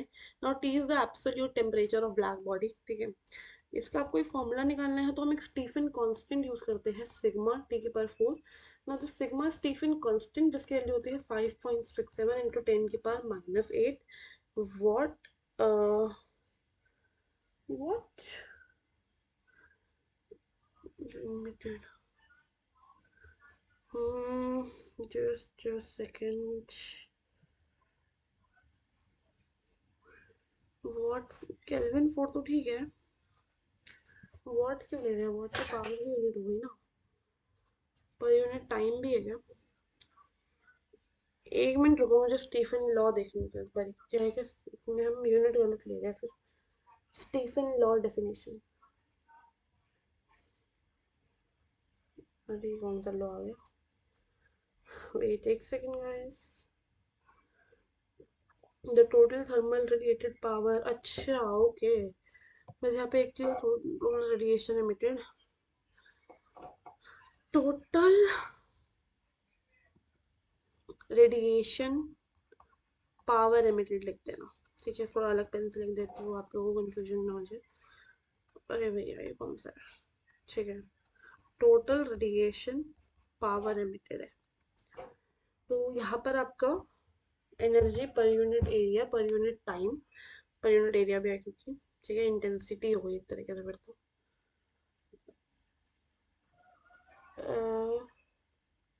इस प्रोपोर्शनल टू डी की पावर 4। सो आपकी इसकी सिग्मा की वैल्यू हो गई वॉट पर मीटर स्क्वायर, वॉट पावर की यूनिट, मीटर स्क्वायर आपकी एरिया की, और केल्विन के पावर 4 इसकी यूनिट 5.67 इनकर -8। इफ आपको अमाउंट ऑफ एनर्जी, मतलब ई की वैल्यू निकालनी है, तो ई की वैल्यू आपकी आएगी, एक सेकेंड में बोल रही हूँ मैं, पावर निकालनी है, चलो, amount of heat radiated in 1 second, amount of heat emitted by black body in 1 second निकालनी है, तो आपको क्या करना है, ए से मल्टीप्लाई कर दो सिग्मा टी के पावर 4 को, and you will get this, okay, ठीक है। अब आते हैं ब्लैक बॉडी रेडिएशन, मैं पढ़ा चुकी हूँ, इजी लगेगा आपको, सब आते हैं इसमें से। There is no perfect black body, तो साइंटिस्ट ने एक स्फेयर लिया, उसके इसमें अंदर कार्बन ब्लैक की कोटिंग कर दी। कार्बन ब्लैक की कोटिंग क्या है, वो आपका 99% लाइट को एब्जॉर्ब कर लेती है, इसलिए it's a very good absorber. Black body is nothing but something जो बहुत अच्छे से एब्जॉर्ब और एमिट करे, रिफ्लेक्ट नहीं करती, इसकी रिफ्लेक्शन की पावर 0 होती है, ठीक है, रिफ्लेक्शन कोएफिशिएंट, तो ये बहुत अच्छे से एब्जॉर्ब करती है, तो इट्स लाइक एब्जॉर्प्शन कोएफिशिएंट इसका 1 होगा, ठीक है। सो कार्बन ब्लैक की कोटिंग कर दी क्योंकि इसका एब्जॉर्प्शन कोएफिशिएंट ऑलमोस्ट 1 होता है, एंड उसमें एक छोटा सा छेद कर दिया, होल कर दिया, ठीक है, एक सेकंड में पानी पी लूं।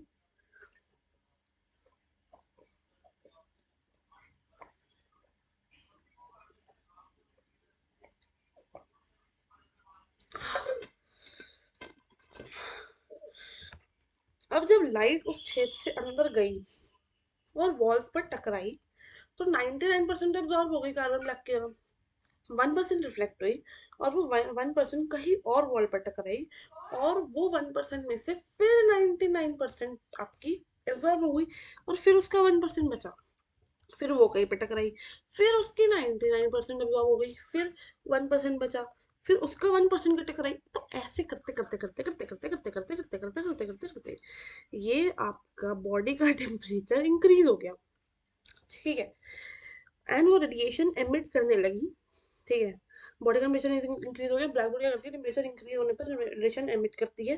जब ब्लैक बॉडी का टेम्परेचर सराउंडिंग से ज्यादा है, तो वो सराउंडिंग को एनर्जी देती है, रेडिएशन एमिट करती है, बट इफ उसका टेम्परेचर आपकी सराउंडिंग से कम है, तो वो सराउंडिंग से एनर्जी ले लेती है, एब्जॉर्ब करती है रेडिएशन, ठीक है। तो यहाँ पर उसका टेम्परेचर बढ़ गया, जिस वजह से वो रेडिएशन आपकी एमिट करने लगी उस नैरो होल से।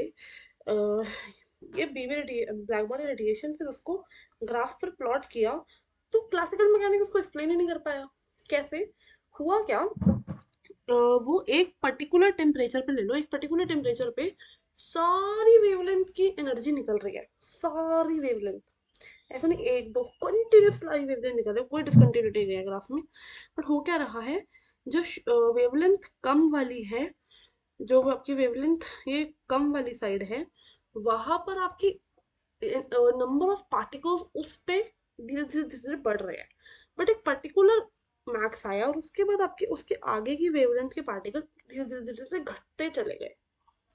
ठीक है, तो अब ऐसा कुछ हुआ। अब ये हमें समझ नहीं आया क्लासिकल मैकेनिक्स से हुआ क्या है, like what just happened brother, ऐसा वाला सीन हो गया। तो black body radiation spectrum is not having uniform distribution of energy with respect to wavelength. Okay, एक सेकंड रुको, तब तक आप रीड करो इसे, एक सेकंड ग्राफ को थोड़ा ध्यान दो। Let me explain you one more thing, just a second.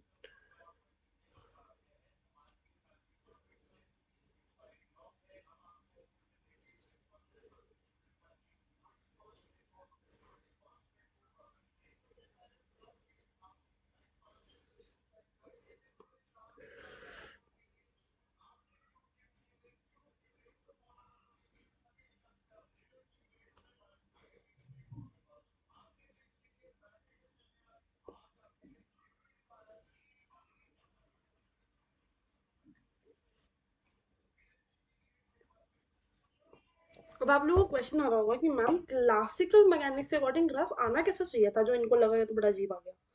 Classical mechanics कहती है कि आपकी वेवलेंथ बढ़ेगी तो आपकी एनर्जी कम होएगी। ठीक है, तो इंटेंसिटी वही energy per unit area point time वगैरह। ठीक है, तो एनर्जी कम होएगी तो इंटेंसिटी भी कम होएगी। ठीक है, तो lambda should be proportional to intensity. तो आपका ग्राफ आना चाहिए था ऐसा, उम्म, ऐसा कि आपकी लैम्डा जीरो है तो इंटेंसिटी मैक्सिमम, और लैम्डा इनफाइनाइट है तो इंटेंसिटी जीरो। तो ग्राफ आना चाहिए था आपका ऐसा, मतलब इसी को ऐसे एक्सटेंड कर दो तो ये वाला पार्ट तो ये एक्सप्लेन कर देगा। बट ये इनिशियल में ये क्या आ गया कि लैम्डा बढ़ाओ इंटेंसिटी बढ़ेगी, ये क्या, तो ये चीज हमें समझ नहीं आई। तो यहाँ पे क्या है, ब्लैक बॉडी हम मैक्सिमम मैक्सिमम कुछ ऐसा एक्सपेक्ट नहीं किया था जो आया। तो ब्लैक बॉडी रेडिएशन स्पेक्ट्रम जो है इसमें कोई यूनिफॉर्म डिस्ट्रीब्यूशन ऑफ एनर्जी नहीं हो रहा वेवलेंथ से। एक गिवन टेम्परेचर पर डिफरेंट वेवलेंथ रेडिएशन निकल रही है जिनके अलग अलग डिफरेंट एनर्जी है। टोटल एनर्जी ऑफ रेडिएशन किसी भी टेम्परेचर पर ये जो है ये टी की पावर 4 से प्रोपोर्शनल है। ये टेम्परेचर जितना बढ़ रहा है ना एनर्जी उसकी 4 गुना बढ़ रही है। सो बेसिकली ये स्टीफन लॉ ने बाद में प्रूव कर दिया कि ऐसा क्यों है। तो स्टीफन लॉ ने एक चीज एक्सप्लेन कर दी, चलो ठीक है, यहीं से आपका स्टीफन लॉ वगैरह आया।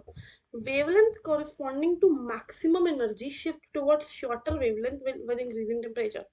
हो क्या रहा है, देखो इनिशियली हमारा टेम्परेचर था 3000 केल्विन। 3000 केल्विन पे हमारा लैम्डा मैक्स आया इतना। हमने टेम्परेचर बढ़ाया, हमारा लैम्डा जो है जो ज्यादा एनर्जी कॉन्स्टिट्यूट कर रहा है वो और कम हो गया। मतलब अब क्या हो रहा है,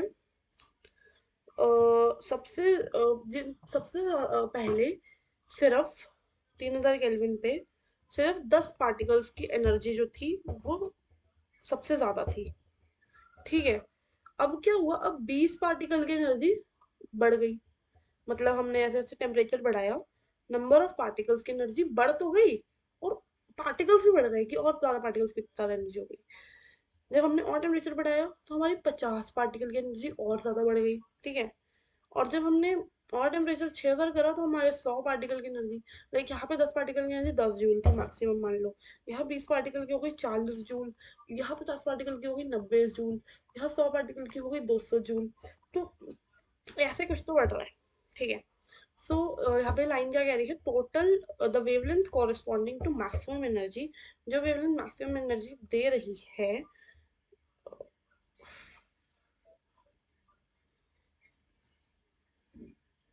वो वेवलेंथ टेम्परेचर के साथ साथ छोटी होती जा रही है।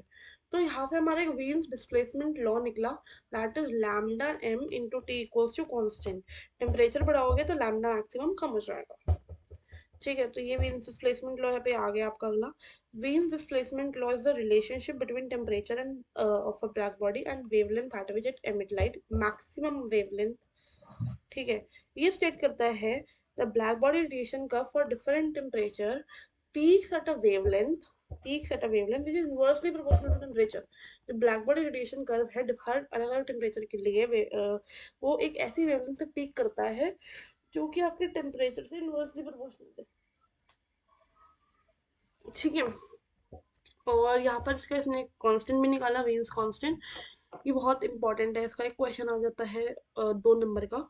इसकी वैल्यू होती है 2.898 इंटू 10⁻³ मीटर केल्विन। यूनिट याद रखना, लैम्डा उस हिसाब से निकालना। मैं यूनिट कन्वर्जन नहीं सिखाने वाली इस लेक्चर में, वेरी बेसिक दैट इज, नहीं आ रहा जीपीटी करो, सब आ जाएगा, ठीक है।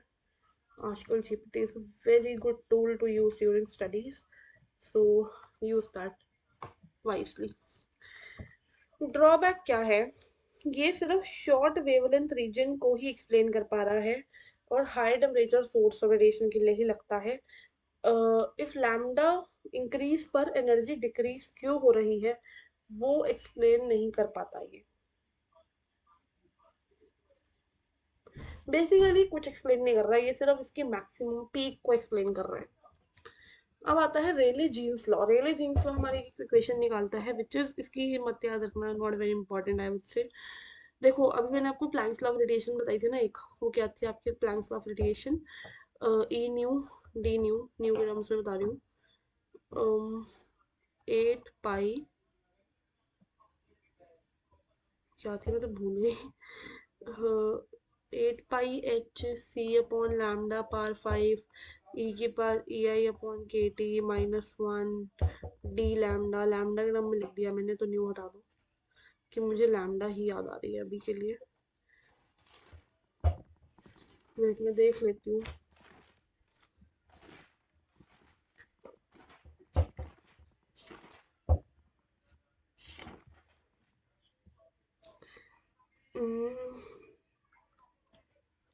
एक सेकेंड गाइस, ठीक है।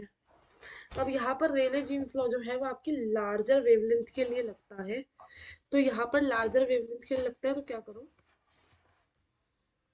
ई आई की वैल्यू भी होती है एच न्यू, तो एच सी बाय लैम्डा, ठीक है। तो यहाँ पर क्या करो, एच सी बाय लैम्डा के टी है, लैम्डा बड़ा है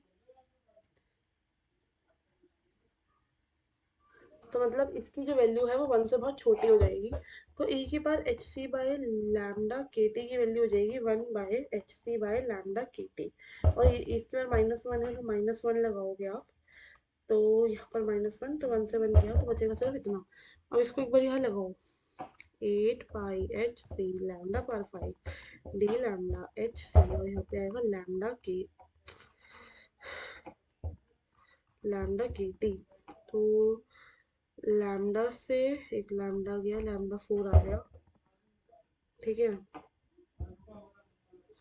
एच से एच गया, सी से सी गया, तो 8 पाई KT/λ4 डी लैम्डा, ठीक है। इसको एक बार सॉल्व भी कर सकते हो एक बार इफ यू वांट। ये भी लिखा है, अच्छा वेट, ये वाली चीज आ गई ना, देखो in terms of lambda it is this, और केटी इज द एवरेज एनर्जी एक वाइब्रेशन की, क्योंकि ब्लैक बॉडी रेडिएशन में हमने वाइब्रेशन वाली चीज अभी पढ़ी नहीं, शायद बता दूंगी मैं आपको, बट वो ऐसे ही एक्सप्लेन होता है, अच्छा भी आएगा ये आपको, ठीक है। पर यूनिट तो इस लॉ के हिसाब से रेडिएशन जो एक पार्टिकल से आ रही है ब्लैक बॉडी, वो वेव की तरह ट्रेवल कर रही है, और उसका ये है, तो प्लैंक्स लॉ ऑफ रेडिएशन जो निकाला है ना, वो लार्जर वेवलेंथ पे रेले जीन्स लॉ को एक्सप्लेन भी कर देता है, शॉर्टर वेवलेंथ पे आपका बेसिकली पीक के लिए वेव डिस्प्लेसमेंट लॉ को एक्सप्लेन कर देता है, तो वो हर चीज एक्सप्लेन कर रहा है। It's the best law you can ever find in universe. But drawback क्या है रेले जीन्स लॉ का, कि सिर्फ लार्जर वेवलेंथ के लिए लग रही है, शॉर्टर वेवलेंथ के लिए लग रही है। शॉर्टर वेवलेंथ से हमने मुंह मोड़ लिया, पढ़ लेना इजी। अब प्लैंक्स लॉ ऑफ रेडिएशन अभी हम पढ़ के आए हैं मैम, हम तो पढ़ चुके हैं, गुड, बट बच्चे दोबारा करेंगे। दोबारा क्यों करेंगे, वहां पर हमने पढ़ा था कि प्लैंक्स लॉ ऑफ रेडिएशन जो है वो बॉस आइंस्टाइन स्टैटिस्टिक्स से कैसे प्रूफ हो रहा है, यहाँ हम अलग पढ़ लेंगे, थोड़ा सा सिंपल। वहाँ हमने क्या लेग्रेंज मल्टीप्लायर लगाया भैया, यहाँ वो सब नहीं लगेगा, या थोड़ा दिमाग लगेगा, हो जाएगा, सिंपल सा दिमाग है यहाँ पे बहुत नॉर्मल कैलकुलेशंस है। ये वाला पेज तो मुझे कराने की नीड ही नहीं है, इट्स वेरी इजी, ये भी नहीं करी थी, ऐसे करा चुकी हूँ सब कुछ। ये भी हो चुका है। ठीक है, the chapter is about to complete, बस हमें ये बेसिकली पढ़ना है। ये लास्ट टॉपिक नहीं है बट अबाउट टू लास्ट। ठीक है, this lecture is gonna more work like a revision lecture for you guys, so use it efficiently.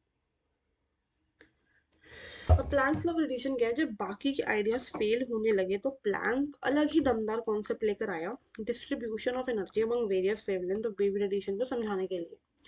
इसके असम्पशन क्या है कि ब्लैक बॉडी जो है वो large number of oscillating particle से बनी हुई है, तो 50,000 लाख इन पार्टिकल्स से ऑसिलेट कर रहे हैं, छोटे छोटे पार्टिकल्स ऐसे ऑसिलेट कर रहे हैं। ठीक है, दीज पार्टिकल जो है वो हर पॉसिबल फ्रीक्वेंसीज में वाइब्रेट कर रहे हैं, हर पॉसिबल फ्रीक्वेंसी में वाइब्रेट कर रहे हैं। ठीक है, atoms of the wall of uniform temperature behave as oscillator, मतलब जो हमारी वॉल है ब्लैक बॉडी की वो टेम्परेचर उसका यूनिफॉर्म, वैसे ऑसिलेटर बिहेव कर रही है जिसकी करेक्टरिस्टिक फ्रीक्वेंसी है, हर ऑसिलेशन की एक पर्टिकुलर फ्रीक्वेंसी है। ऑसिलेटर्स की डिस्क्रीट एनर्जी हो सकती है कि हर ऑसिलेटर की पर्टिकुलर एनर्जी होगी विच इज एनएच न्यू, क्योंकि हम these photons, these oscillator are treated as photons. Okay, now ये ऑसिलेटर जो है ना ये कॉन्टिन्यूसली एनर्जी एमिट या एब्जॉर्ब नहीं कर रहे, जंप में कर रहे हैं, दैट्स व्हाट ही सेज। तो एवरेज एनर्जी ऑफ ऑसिलेटर, मतलब हर ऑसिलेटर की अलग अलग एनर्जी है, बट अगर हम एवरेज एनर्जी निकालना चाहे तो वो क्या होगी। ठीक है, तो देखो हम, if आपको याद हो तो हम एक पर्टिकुलर फ्रिक्वेंसी पे एनर्जी डेंसिटी क्या होगी हमारी, ठीक है, वो निकालते थे, and that is your planks law of radiation की इक्वेशन। तो हम यहाँ पे भी करेंगे। तो हम क्या करेंगे, पहले एवरेज, एक पर्टिकुलर ऑसिलेटर की एवरेज एनर्जी क्या आएगी वो निकालते हैं। हमारे ऑसिलेटर लेट सपोज एन है, ठीक है, और उनकी टोटल एनर्जी है ई, तो एवरेज एनर्जी हो जाएगी ई बाय एन। ठीक है, तो इनसे निकालते हैं। Let suppose N naught, N one, N two, ये सब नंबर ऑफ ऑसिलेटर्स है।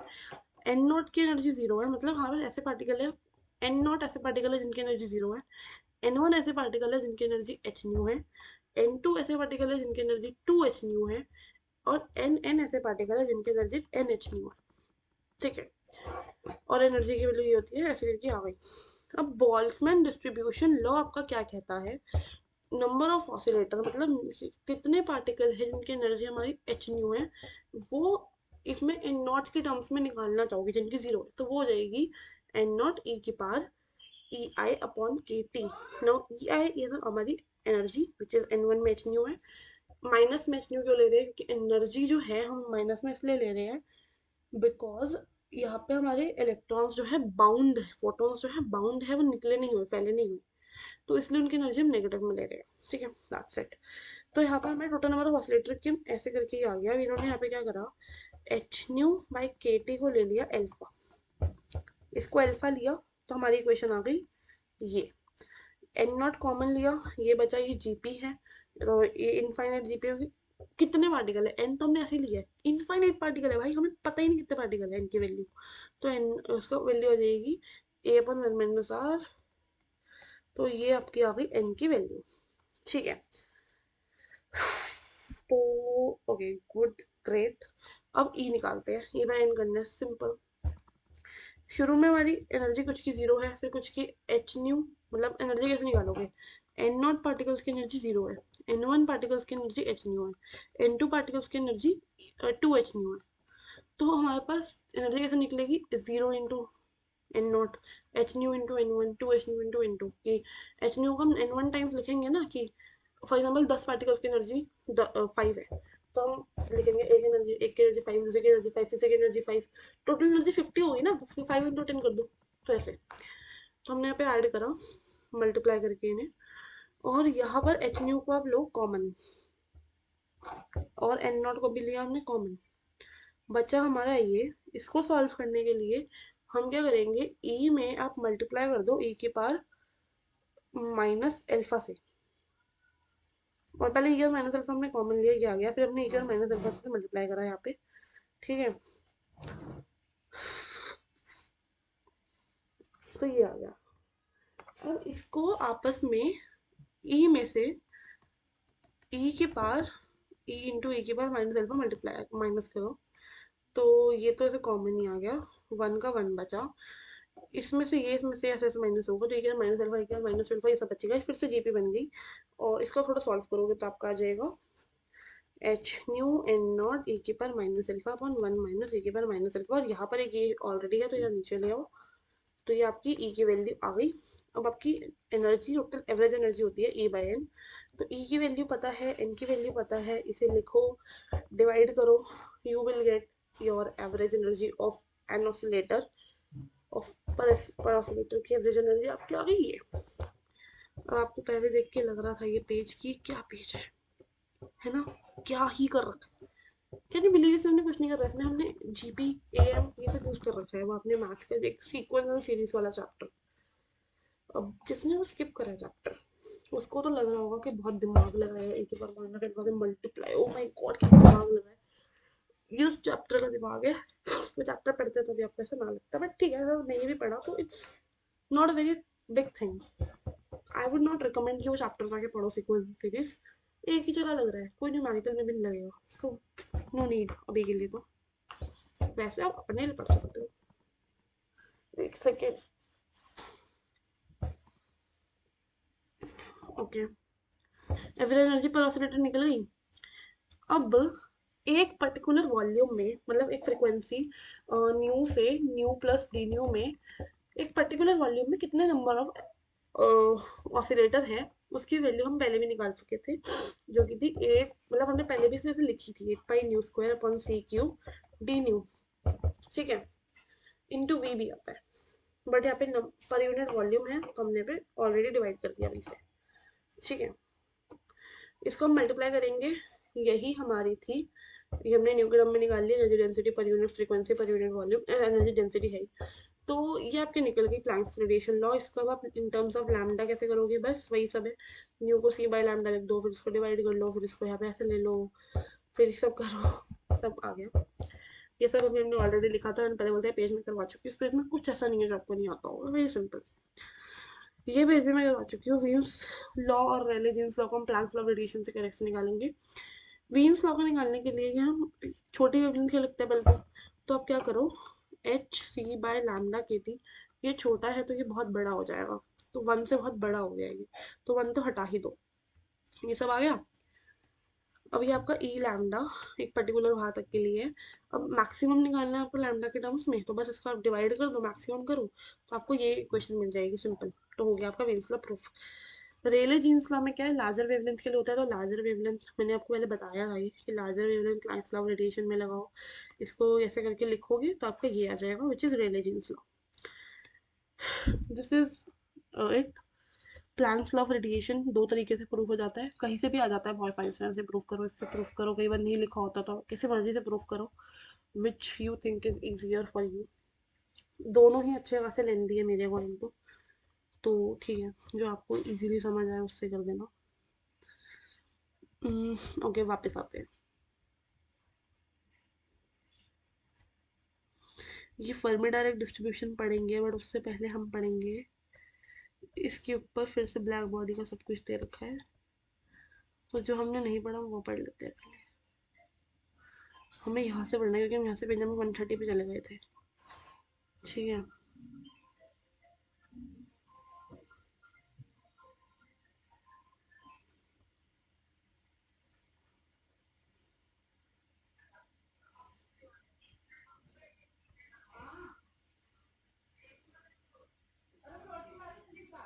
ठीक है, यहाँ पे आ जाओ।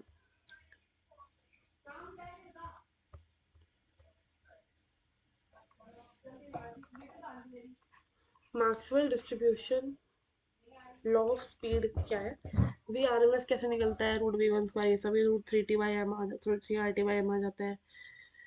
अब यहाँ पर नंबर ऑफ पार्टिकल्स पर स्मॉल स्पीड कितने हैं, वी से वी प्लस डी वी तक, वो ऐसे निकल जाता है, इस छोटे से में कितने हैं ऐसे करके जाओ, तो अच्छा इतने पार्टिकल्स की इतनी स्पीड है, मतलब इतनी इस पर्टिकुलर रेंज में इतने पार्टिकल्स हैं हमारे पास, ठीक है। तो इसका एवरेज किस ग्राफ का जो एरिया है वो क्या देता है कि टोटल नंबर ऑफ पार्टिकल्स जिनकी स्पीड एक पर्टिकुलर स्पीड से एक पर्टिकुलर स्पीड तक है। नाउ वी एम पी का फॉर्मूला दे दूँ, मोस्ट प्रोबेबल स्पीड का फॉर्मूला आपका होता है, मोस्ट प्रोबेबल स्पीड की सबसे ज़्यादा कितनों की है, 2 RT/m या 2 kBt/m. Now this m is एक मोल का मास, दिस m इज एक मॉलिक्यूल का मास. V एवरेज √8 पाई RT/m, ये 3 RT/m. अब यहाँ पे R/m की जगह बस आप लिख सकते हो kb/m. ठीक है, ये याद रखने का तरीका कि कैसे ग्रेटर एंड स्मॉलर होता है राम से. और आगे रूट की वैल्यू तो याद नहीं भी, कोई इशू नहीं है. You will have calculator in your exam so you can calculate. R की value 8.314 joule per kelvin per mole. इसकी एक और होती है आपकी 2 कैलोरी पर मोल केल्विन. ठीक है, ये भी आपको याद होनी चाहिए, यूज हो जाती है. इसकी एक और होती है, इतना याद रख लो, इतना भी काफी है अभी के लिए.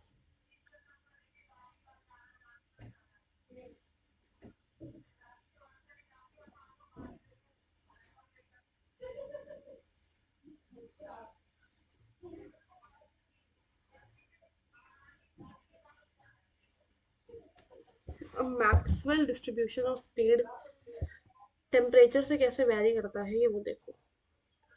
एक पर्टिकुलर टेम्परेचर पे आपका ये ऐसे है, बट इसमें टेम्परेचर आपका बढ़ा दूं तो टेम्परेचर बढ़ाने से क्या होता है, आपकी मोस्ट प्रोबेबल स्पीड तो बढ़ जाती है कि पार्टिकल और ज़्यादा स्पीड से जाएंगे. बट जितनों की वजह से पहले हमारी मोस्ट प्रोबेबल स्पीड थी फॉर एग्जांपल 50 मीटर पर सेकेंड, और ये हमारी 1000 पार्टिकल्स की थी. ठीक है, अब हमारी टेम्परेचर ये हमारी है 300 केल्विन पे फॉर एग्जांपल. अब मैंने टेम्परेचर कर दिया 500 केल्विन. 500 केल्विन पे मेरी मोस्ट प्रोबेबल स्पीड जो थी वो तो बढ़ गई, वो तो हो गई मेरी 70 मीटर, 70 क्या 100 150 मीटर पर सेकेंड हो गई फॉर एग्जाम्पल. बट अब मेरी कितनों की है ये, तो ये मेरे सिर्फ शायद 200 पार्टिकल्स की है. पार्टिकल कम हो गए. पार्टिकल कम होने का रीजन क्या है, देखो इसका एरिया क्या देता है कि नंबर ऑफ पार्टिकल्स कितने हैं. तो यहाँ पर इफ मैं इसकी मोस्ट प्रोबेबल स्पीड को ऐसे बढ़ा देती, ठीक है, कि ये T2 का मेरा ये ग्राफ है, तो एरिया देता है number of particle, right. If मैंने इसको ऐसे बढ़ा देती तो मेरा एरिया बढ़ जाता है. यार एरिया थोड़ी ना बढ़ाना है, एरिया ना बढ़े उसके लिए मैं मोस्ट प्रोबेबल स्पीड को तो बढ़ा रही हूँ, बट नंबर ऑफ पार्टिकल कम हो जाते हैं ताकि नंबर ऑफ पार्टिकल सेम रहेंगे. तो ये एरिया नंबर ऑफ पार्टिकल देते हैं. तो हीटिंग पे क्या होता है, मेरा ग्राफ ब्रॉडन हो जाता है, पीक नीचे चले जाती है, एरिया सेम रहता है बट सारी स्पीड इंक्रीज हो जाती है. V average, V most probable, V R M S. अब इसको प्लॉट कैसे करते हैं, V average, V R M S, V को मोस्ट प्रोबेबल सबसे ज्यादा पार्टिकल्स की जो एनर्जी है विच इज स्पीड है वो most probable. Now most probable सबसे कम होती है, मतलब आपकी जो ऐसे होती है R M S is greater than average is greater than R M S is greater than most probable, sorry. ठीक है, रैम से याद लोग रखते हैं इसे यूजुअली, RAM. ठीक है, मैं राम से याद रखती हूँ, सिंपल सेम चीज़ है. तो मोस्ट प्रोबेबल, फिर आपकी आएगी एवरेज, फिर आपकी आएगी आर एम एस. ठीक है, R M S is greatest. Now this is it. एक क्वेश्चन है यहाँ पे, इसको सॉल्व कर सकते हो आप. मॉलिक्यूलर स्पीड निकालनी है, आर एम एस स्पीड निकालनी है बेसिकली यहाँ पे आपको. तो just 3 kBt/m, m is the 28 mu, kb is the 1.38 वो सब, और m आप kg में लेते हो तो 1.67 से मल्टीप्लाई कर देना, 10⁻⁻27. kb is the 1.38 × 10⁻23. Suppose solve करोगे टेम्परेचर 300 केल्विन दे रखा है आपको, 3 है यहाँ पे. सपोज सॉल्व करोगे तो आपका ये आ जाएगा, नॉट रियली हार्ड. ये ब्लैक बॉडी रेडिएशन का जो भी सारा दे रखा है ये सारा मैं पढ़ा चुकी हूँ. इफ आप इसे रीडिंग देना चाहो दे देना, नहीं दोगे तो भी कोई प्रॉब्लम नहीं है. ब्लैक बॉडी रेडिएशन वहाँ पर रिपीट हो रहा है तो ये मैंने थोड़ा ज़्यादा ही पढ़ लिया था. तो इन पेजेस को कट भी कर सकते हो if in case you don't want and do it. It's iron rod का एक छोटा सा एग्जांपल इसमें आ रहा है बट नॉट नीडेड. ठीक है, ये सब हम पढ़ चुके हैं, ये सब हमारा कंटिन्यूड वाला था. अब यह फर्मी डायरेक्ट पढ़ना है हमें, फ्री इलेक्ट्रॉन थ्योरी पढ़नी है हमें, इलेक्ट्रॉन स्पेसिफिक हीट पढ़नी है, and we will be done क्योंकि हम ये सब तो पढ़ चुके हैं. ठीक है, अब हम ये सब पढ़ते हैं 5 मिनट के ब्रेक के बाद. So give me a little bit break, मतलब आपकी वीडियो तो कंटिन्यू होगी, मैं रिकॉर्डिंग पॉज कर रही हूँ, then will continue. Like let's continue in 3 2 and 1. So yeah let's start. I hope आप लोगों ने जो है यस, सो आई होप आप लोगों ने देख लिया होगा, लाइक देख लिया होगा, पॉज कर लिया होगा. ठीक है, so let's come. What is Fermi direct distribution law. Now Fermi direct statistics के अकॉर्डिंग एक इलेक्ट्रॉन को एक इलेक्ट्रॉन को एक पर्टिकुलर एनर्जी लेवल E में फाइंड करने की प्रोबेबिलिटी कितनी होती है, वो इस इक्वेशन से निकलती है. देखो फॉर्मूला स्टैटिस्टिक्स में हम ये निकाल चुके हैं, N I upon G I equals to 1 upon E की पावर ई की पावर, एक second, alpha plus beta E I plus 1. Now here, as we know, alpha will become 0, beta is equals to 1 upon kt. तो उससे ये equation आपकी आ जाती है, नहीं थोड़ा सा अलग होता है यहाँ पर, अल्फा माइनस एफ कुछ वैसा करके ये इक्वेशन आ गई आपकी, ठीक है। So F is probability of finding an electron एक एनर्जी लेवल ई में, क्या होएगी energy level E could be anything you can do, ठीक है। अब ई एफ क्या है मैम, यहाँ पे ई F is the Fermi level energy. अब फर्मी लेवल एनर्जी की ना various definitions have, like it have many definitions. The one of definition is कि 0 केल्विन पर आपका हाईएस्ट एनर्जी लेवल जो ऑक्यूपाइड है इलेक्ट्रॉन से, मतलब हो सकता है ये एनर्जी लेवल ई हो, ये 2 ई हो, ये 3 ई हो, और 0 केल्विन पर सिर्फ यहाँ पर 2 इलेक्ट्रॉन है, यहाँ 2 इलेक्ट्रॉन है। तो ये जो ये 2 ई वाला है ना, ये आपका फर्मी लेवल है, क्योंकि 0 केल्विन पर इसके ऊपर का कोई इसके ऊपर किसी एनर्जी लेवल में कोई इलेक्ट्रॉन फिल नहीं है। तो highest energy level that can be occupied at 0 kelvin is called Fermi level, ठीक है। अब प्रोबेबिलिटी है, ये जो एफ ई है प्रोबेबिलिटी है, सब ऐसे भी लिख देते हो। तो प्रोबेबिलिटी एक पर्टिकुलर इलेक्ट्रॉन को एक पर्टिकुलर एनर्जी लेवल ई में फाइंड करने की कितनी होगी, वो इस इक्वेशन से आ रही है। तो प्रोबेबिलिटी की वैल्यू तो 0 और 1 के बीच में ही होगी, ऊपर ज़्यादा थोड़ी ना होगी, कम ज़्यादा। 1 मतलब कि पक्का वहाँ पे है ही है इलेक्ट्रॉन, 0 मतलब नहीं है, बीच के मतलब हो भी सकता है नहीं भी हो सकता, वेरियस, ओके। अब मेरा एनर्जी लेवल में ले लूँ ई से कम, ई एफ से कम, फर्मी लेवल से कम, मतलब मैं फर्मी लेवल, मेरा ई एफ फर्मी लेवल है और इसके नीचे वाली कोई एनर्जी में ले लूँ और इस टेम्परेचर 0 केल्विन ले लूँ और इसमें डालूँ, तो ई माइनस ई एफ तो हो जाएगा मेरा नेगेटिव। कैसे? E is less than E F, तो E minus E F is less than 0, so it will be negative. और टी मेरा है 0, तो negative upon 0 is minus infinity, negative upon K into 0 is minus infinity. तो A की पार आ गया minus infinity, ए की power minus infinity होता है हमारा 0। कैसे? ए की पार माइनस इन्फिनिटी को हम लिख सकते हैं 1 अपॉन ए की पार इन्फिनिटी विच इज 0, ठीक है। तो यहाँ पे 0, तो 1 अपॉन 1 मतलब प्रोबेबिलिटी 1, मतलब if आपके फर्मी लेवल से कम आपकी एनर्जी है टेम्परेचर 0 केल्विन पे, तो वहाँ पे प्रोबेबिलिटी इलेक्ट्रॉन को फाइंड करने की 1 है, मतलब पक्का मिलेगा ही मिलेगा। सो इसका मतलब है all the levels Fermi level और ऑक्यूपाइड बाय द पार्टिकल्स, पक्का ऑक्यूपाइड है। तो फर्मी लेवल एक ऐसी एनर्जी लेवल है below which probability of finding the electron is 1, मतलब उसके नीचे इलेक्ट्रॉन को ढूंढने की जाने की प्रोबेबिलिटी हमेशा 1 होगी 0 केल्विन पर। केस 2, फर्मी लेवल से ऊपर वाली की एनर्जी ले लो और टेम्परेचर अभी भी हम 0 केल्विन ले रहे हैं, इसमें क्या होगा, E minus E F will be greater than 0, positive upon और टेम्परेचर 0 केल्विन है, तो ए की पावर इन्फिनिटी आ गया, ए की पावर इन्फिनिटी प्लस 1। अब ए की पावर इन्फिनिटी, यहाँ पे इन्फिनिटी होता है, तो ए 1 upon infinity plus 1 which will 1 infinity which will be 0, तो प्रोबेबिलिटी 0 आ गई। मतलब इफ आपकी 0 केल्विन पर आपकी एनर्जी फर्मी लेवल से ज़्यादा है, तो आपकी प्रोबेबिलिटी वहाँ पे इलेक्ट्रॉन ढूंढे जाने की 0 होगी। इसका मतलब all the levels above Fermi level at 0 kelvin are empty. तो फर्मी लेवल की एक और डेफिनेशन आ गई, it is the energy level above which, जिसके ऊपर प्रोबेबिलिटी इलेक्ट्रॉन को ढूंढे जाने की 0 होती है, कब? 0 केल्विन पर।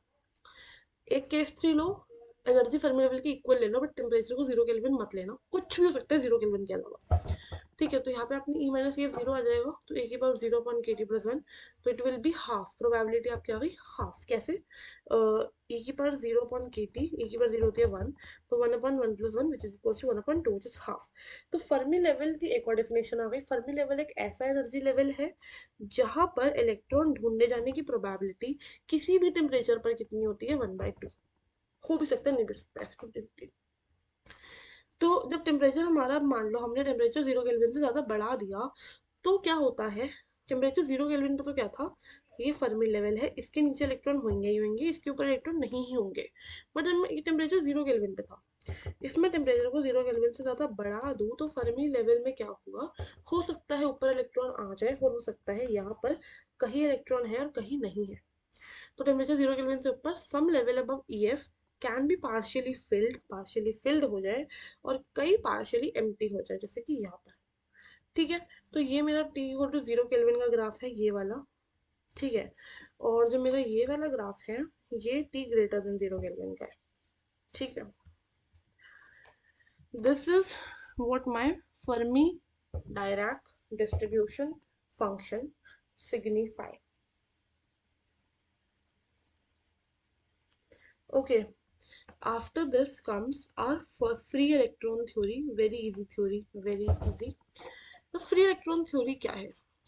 हमारे पास कुछ क्वेश्चन थे कि कुछ ही मटेरियल जैसे कॉपर ही इलेक्ट्रिकली एक्टिव क्यों होता है उस, या हम ऑप्टिकल प्रॉपर्टीज जो है वो सिर्फ कुछ मटेरियल शो क्यों करते हैं, ग्लास ही शो क्यों करता है, मतलब क्या हम कॉपर की वायर की जगह ग्लास की वायर या ग्लास की जगह पे कॉपर का मटेरियल यूज कर सकते हैं? Answer is no, but Y?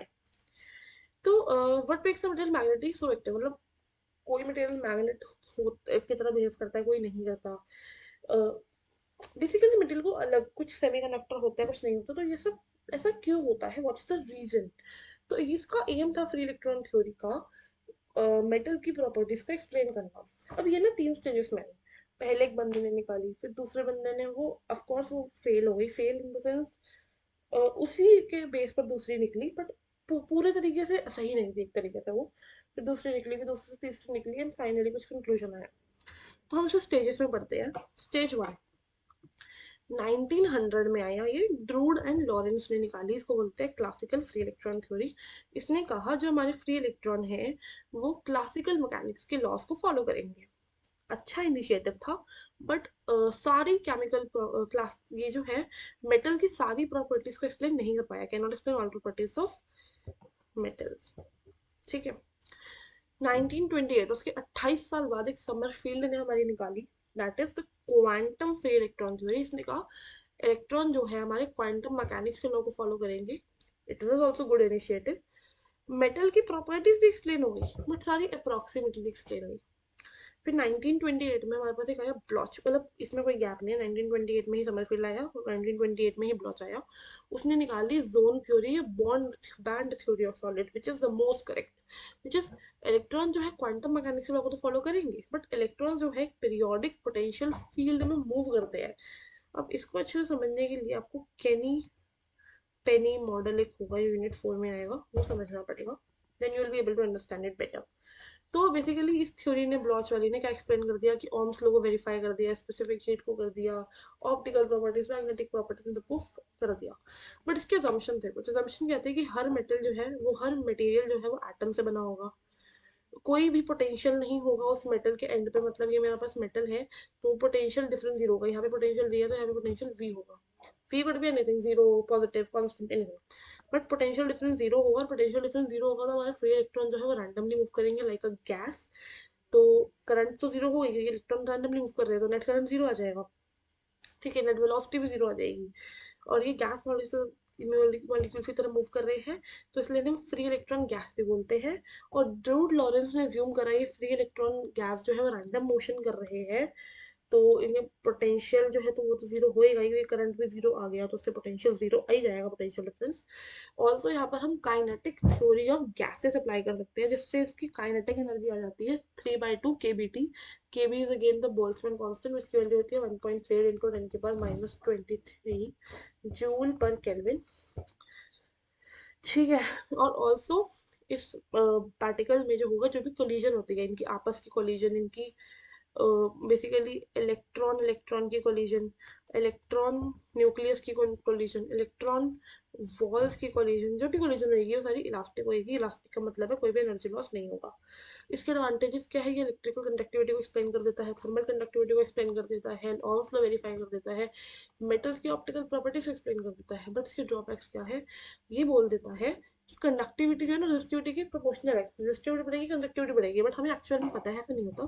Conductivity हमारी रेजिस्टिविटी के इनवर्सली प्रोपोर्शनल होती है, उल्टे लिख दिए, मतलब सही है, ये भी सही है।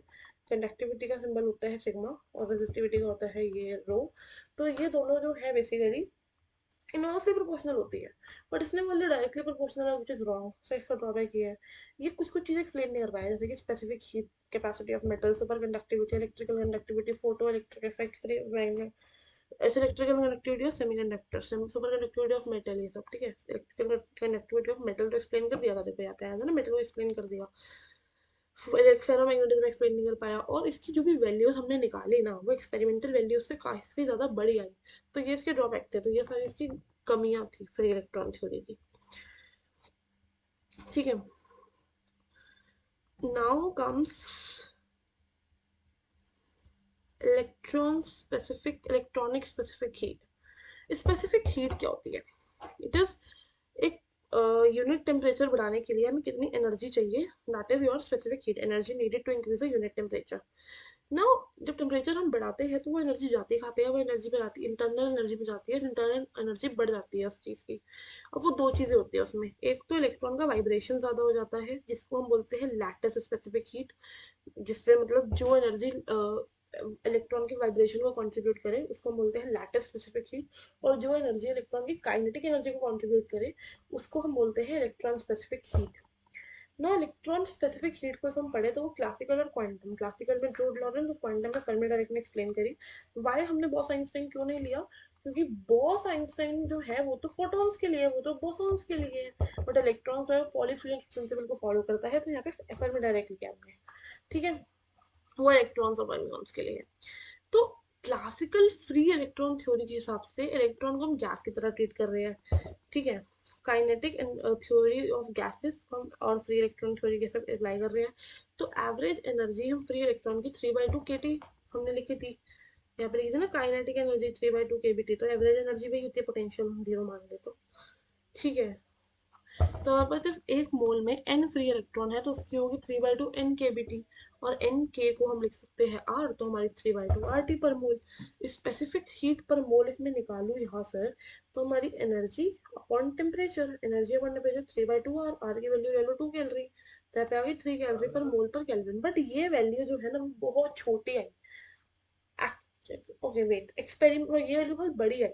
एक्सपेरिमेंटल वैल्यू जो है वो कुछ ऐसी सी आ जाती है आपकी 0.0 समथिंग कैलोरी, और ये वैल्यू आई है 3 कैलोरी, तो इतनी ज्यादा बड़ी आ गई भाई, तो बहुत ज्यादा बड़ी आ गई, तो एक्सपेरिमेंटल वैल्यू काफी छोटी आती है। ठीक है, तो क्वांटम फ्री इलेक्ट्रॉन थ्योरी पे हम आए क्योंकि क्लासिकल तो इसे एक्सप्लेन नहीं कर पा रहा, क्वांटम पे आए। क्वांटम क्या कहता है? Electron in range of KT from Fermi level will be able, हाँ अभी तक क्या कर रहे थे कि सारे इलेक्ट्रॉन जो है वो एनर्जी को एब्जॉर्ब कर पाएंगे, एनर्जी बढ़ जाएगी उनकी। ऐसा नहीं होता। एक्चुअल में क्या होता है, ये फर्मी लेवल है मेरा, यहाँ तक मेरे 0 केल्विन पे इलेक्ट्रॉन्स भरे हुए हैं, देखो सब में। जब मैं इन्हें एनर्जी दूंगी ना कि एक टेम्परेचर बढ़ाने के लिए, केल्विन टेम्परेचर बढ़ाने के लिए, तो सिर्फ ये जो केटी है, टेम्परेचर जो भी होगा इनटू के, उतनी एनर्जी लेवल पर जितने इलेक्ट्रॉन होंगे वही सिर्फ जो है वो अपनी एनर्जी बढ़ा पाते हैं, वो भी केटी से ही। ठीक है, सो नंबर ऑफ पार्टिकल्स जो अपनी एनर्जी गेन कर पा रहे हैं वो है एन kT/EF। EF एनर्जी मतलब इतनी फर्मी लेवल एनर्जी से वो सिर्फ केटी वाली ही गेन कर पा रहे हैं। तो हमारी एवरेज एनर्जी आ जाएगी 3/2 kT। इतनी एनर्जी हमारी बढ़ी, बट कितनों के लिए बढ़ी? सिर्फ इतनों के लिए बढ़ी, तो हमने ये निकाला। ठीक है, तो हमारे यहाँ पे स्पेसिफिक हीट कैपेसिटी आ गई क्वांटम के हिसाब से, electronic specific heat capacity. Temperature से हमने इसे डिफरेंशिएट करा and it will come 3/2 Nk² 2T/EF। नहीं खानी,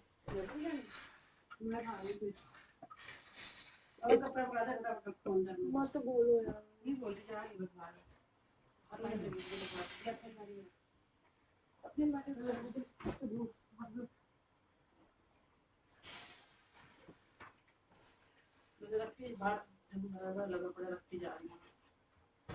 स्पेसिफिक हीट कैपेसिटी आ गई हमारी ये, and here we know nk is equals to r, तो यहाँ से 3 kRTEF आ गई, तो हमारी स्पेसिफिक हीट कैपेसिटी जो है वो टेम्परेचर के प्रोपोर्शनल हो गई। ओके,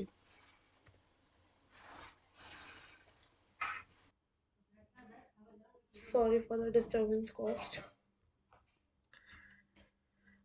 यहाँ पर मैं आपको दोबारा समझा देती हूँ, मुझे नहीं पता आवाज़ कहाँ से प्रॉब्लम करी है।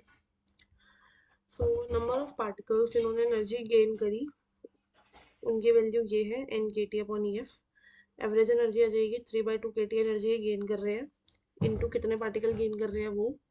ठीक है, तो एवरेज एनर्जी आ गई ये। ठीक है, मतलब एनर्जी गेन ये आ गई। और specific heat capacity energy upon temperature, तो इसको आप टेम्परेचर से डिफ्रेंशिएट करोगे। सो यहाँ पे टी स्क्वायर है तो डिफ्रेंशिएट करके 2T आ जाएगा। एंड इसकी वैल्यू आ गई आपकी सॉल्व करके ये नाउ सॉरी ये अब यहाँ पे अभी no N K B is equals to R, इसको आप आर डाल दो, ठीक है। और यहाँ पे आपकी वैल्यू आ गई है, तो आपको बेसिकली इससे निकलेगा क्या कि 3R इंटू के टी बाई ई एफ, ठीक है। ये आपके टेम्परेचर के प्रोपोर्शनल आ गई। अब यहाँ पर हम एक और तरीके से निकालते हैं, बिकॉज निकालते हैं बस, ठीक है। ई एन ई नाउ इससे ये कैसे निकलती है मैं बताती हूँ आपको, एक सेकेंड रुको।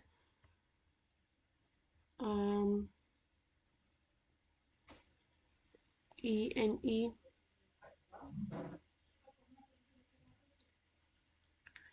Energy per unit electron, number of electron,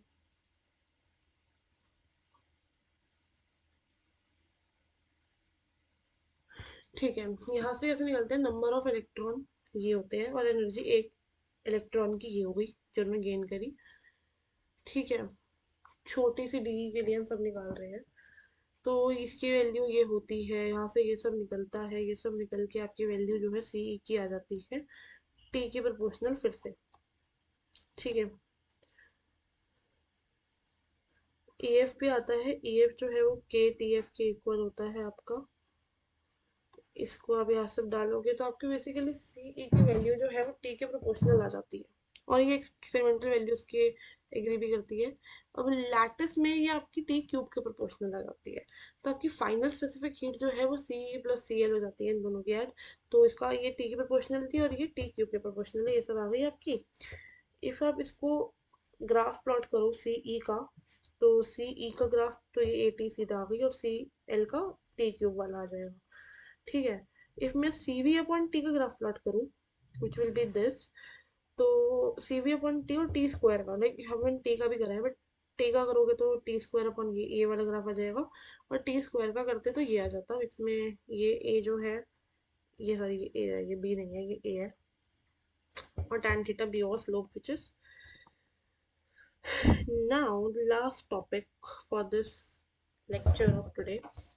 This is average energy of electron at 0 Kelvin using FD statistics. ये कैसे निकलेगी average energy, energy total energy electron की कितनी है upon total number of electron.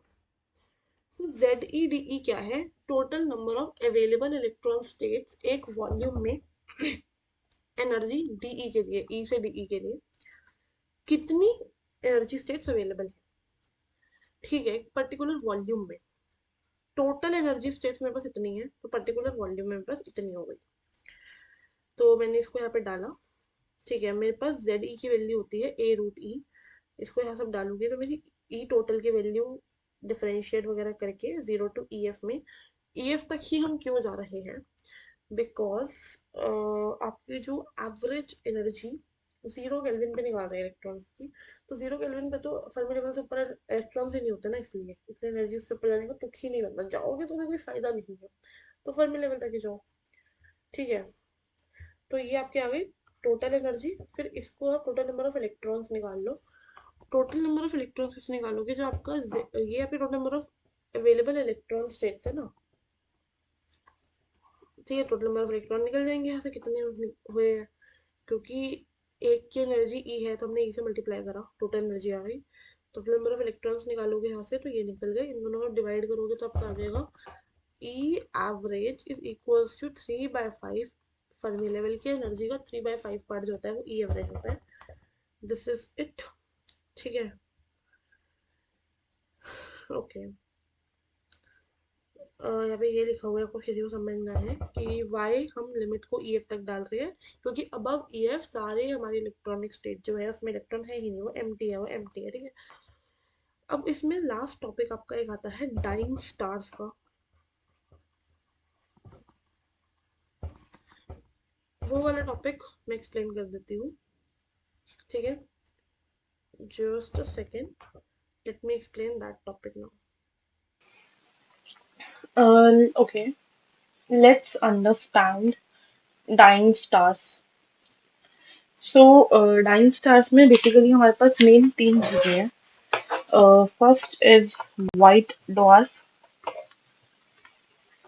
then is a neutron star,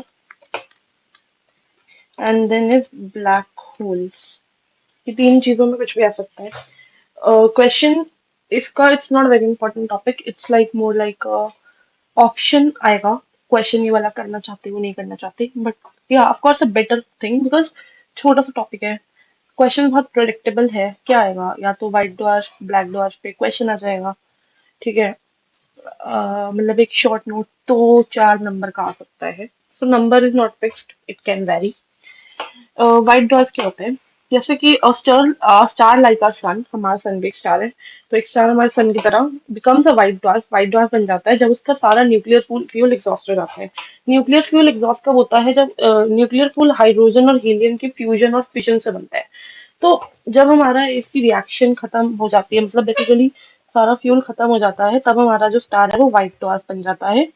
and ये तब जो है सेटल डाउन हो जाता है, व्हाइट डॉर्फ बन जाता है. व्हाइट डॉर्फ को कोई भी तरीका नहीं होता अपने आप को गर्म रखने का, इसलिए ये इवेंचुअली कूल डाउन कर जाता है और ब्लैक डॉर्फ बन जाता है. ठीक है. व्हाइट डॉर्फ का टिपिकल डेटा क्या होता है? मोस्टली हीलियम से बना होता है. डेंसिटी होती है 10⁻⁷ ग्राम पर सेंटीमीटर क्यूब, वेरी हाई. मास ऑलमोस्ट होता है 10⁻33 ग्राम, विच इज मास ऑफ सन. अंदर का सेंट्रल टेम्परेचर का हो या कोर का टेम्परेचर का हो, होता है 10⁻⁷ केल्विन, सन के टेम्परेचर के बराबर ऑलमोस्ट. कोर टेम्परेचर पे हीलियम एटम्स को हम एक्सपेक्ट करते हैं कि वो आयनाइज कर जाएंगे. और इसीलिए इसमें जो इलेक्ट्रॉन गैस है वो आइडियल फर्मी गैस की तरह बिहेव करती है. नाउ फर्मी एनर्जी लेवल की इक्वेशन होती है हमारी ये. इस इक्वेशन का एक प्रूफ एक पेपर में भी हमारा आया हुआ है एंड में एक बारी. तो ये वाला मैं प्रूफ अभी आपको बताती हूँ कैसे करते हैं. ये हम कर चुके हैं अभी, but let me tell you कैसे. ठीक है. तो ये फर्मी लेवल का ये है. कोई भी व्हाइट डॉर्फ का मास जो है वो सन से ज्यादा नहीं हो सकता, क्योंकि व्हाइट डॉर्फ कोई स्टार कब बनता है? जब वो ऑलमोस्ट मरने वाला होता है. ठीक है. और मरने के टाइम पे उसका मास सन से ज्यादा नहीं हो सकता, सन के बराबर हो सकता है एट मैक्स, उससे ज्यादा नहीं हो सकता. ठीक है.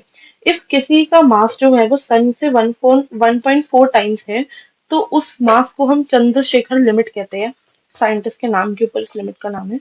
What is neutron star? अब ठीक है. देखो, व्हाइट डॉर्फ का कोई क्वेश्चन आएगा, ब्लैक डॉर्फ का कोई क्वेश्चन आएगा, बस उन चीजों को लिख कर आना है आपको, दैट्स इट. ठीक है.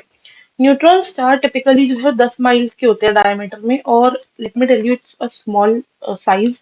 साइज बहुत छोटा है. 10 माइल कुछ भी नहीं होता स्टार्स के लिए. स्टार्स यूजुअली अर्थ से बड़े होते हैं, सन से बड़े होते हैं, सन के जितने होते हैं. 10 माइल इज नथिंग यार. 10 माइल तो मतलब हमारे इंडिया में एक स्टेट में नॉर्मल ना, वैसे नॉर्मली 10 माइल चल लिए हो गया है. 10 माइल इज वेरी स्मॉल. ठीक है. तो न्यूट्रॉन स्टार्स जो है वो 10 माइल के होते हैं डायमीटर में. बट इनका जो मास है ना वो सन से भी 1.4 टाइम्स होता है, मतलब चंद्रशेखर लिमिट वाला इनका मास होता है. और ये बहुत तेज घूमते हैं. जस्ट इमेजिन, स्पेस में हर चीज बहुत बड़ी बड़ी है, बट ये सबसे छोटी चीज है. सबसे छोटी नहीं, बट हाँ, एक काफी छोटी चीज है. ये काफी छोटी सी चीज जो है, इसका मास इतना ज्यादा, एक तो ये सन से भी मतलब सन का मास 10⁻33 है. तो 1.4 इंटू 10⁻33 ग्राम इनका जो है मास है. और ये स्पिन कर रही है इतनी फास्ट, लाइक बहुत फास्ट ये स्पिन कर रही है. तो ये एक बहुत ही फैसिनेटिंग चीज है कि इतनी छोटी चीज जो है वो इतनी तेज घूम रही है. और neutron stars are the densest object known till now. So मतलब density very high. Small size की वजह से और हाई डेंसिटी की वजह से ये जो न्यूट्रॉन स्टार है, ये एक तो डेंसिटी हाई है, ऊपर से ये डेंजरस भी माने जाते हैं. किसके लिए? हमारे लिए नहीं, डेंजरस माने जाते हैं. इनके आसपास कोई भी चीज आएगी उसका सत्यानाश हो जाएगा, क्योंकि ये बहुत ज्यादा फास्ट स्पिन कर रहे हैं. और डेंजरस और क्यों है? इनकी ग्रेविटेशनल फील्ड अर्थ से 3 लाख टाइम्स ज्यादा है. मैग्नेटिक फील्ड अर्थ से 10⁻12 टाइम्स ज्यादा स्ट्रॉन्ग है, इसलिए डेंजरस माने जाते हैं. अब आते हैं ब्लैक होल्स. ब्लैक होल्स के आसपास कोई नहीं गया, किसने नहीं देखे, बट ठीक है हम पढ़ते हैं ब्लैक होल्स को ना. हम जो भी प्रॉपर्टीज पढ़ते हैं, जो भी इसमें एविडेंसेस आए हैं ना, वो ब्लैक होल्स को देखने से नहीं आए. Does not come from seeing the black holes directly, but वो आए हैं ब्लैक होल के आसपास के जो स्टार्स है या कुछ और बॉडीज है, उनका बिहेवियर हमने ऑब्जर्व करा है. And that's how we get to know about black stars, black hole sorry. तो ब्लैक होल्स क्या होते हैं, बहुत डेंस होते हैं ये भी, ठीक है। इतने डेंस होते हैं कि कोई लाइट भी इनको एस्केप नहीं कर सकती, लाइट अंदर गई तो वापस नहीं आएगी, कुछ एस्केप नहीं कर सकता ब्लैक होल के अंदर से। ब्लैक होल दो तरीके के होते हैं, एक होता है जिसका मास होता है सन से भी 4 से 15 गुना ज्यादा, और एक होता है जिसका मास होता है ऑलमोस्ट एक गैलेक्सी जितना। गैलेक्सी का मतलब you can not even imagine, इतनी बड़ी, मतलब यार गैलेक्सी आप सोच ही पा रहे होगे, मतलब कितनी गैलेक्सी कितनी बड़ी होती है, इसमें स्पेस।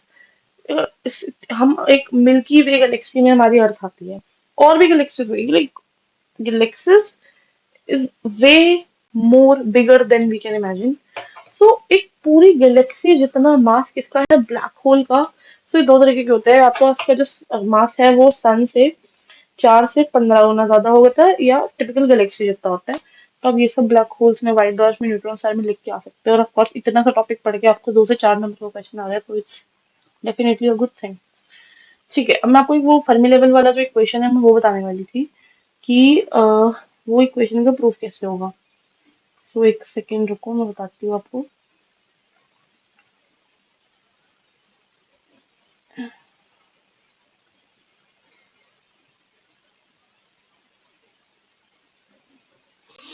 हम्म हम्म, इधर देखो, यहाँ तक हमने जो ये टोटल एनर्जी निकाली थी वो फर्मी लेवल एनर्जी इक्वल तो है ना। एवरेज नहीं, टोटल एनर्जी की बात कर रही हूँ, तो ये फर्मी लेवल एनर्जी इक्वल तो है। तो इसको जरा एक बार ही निकालते हैं, एंड लेट्स सी।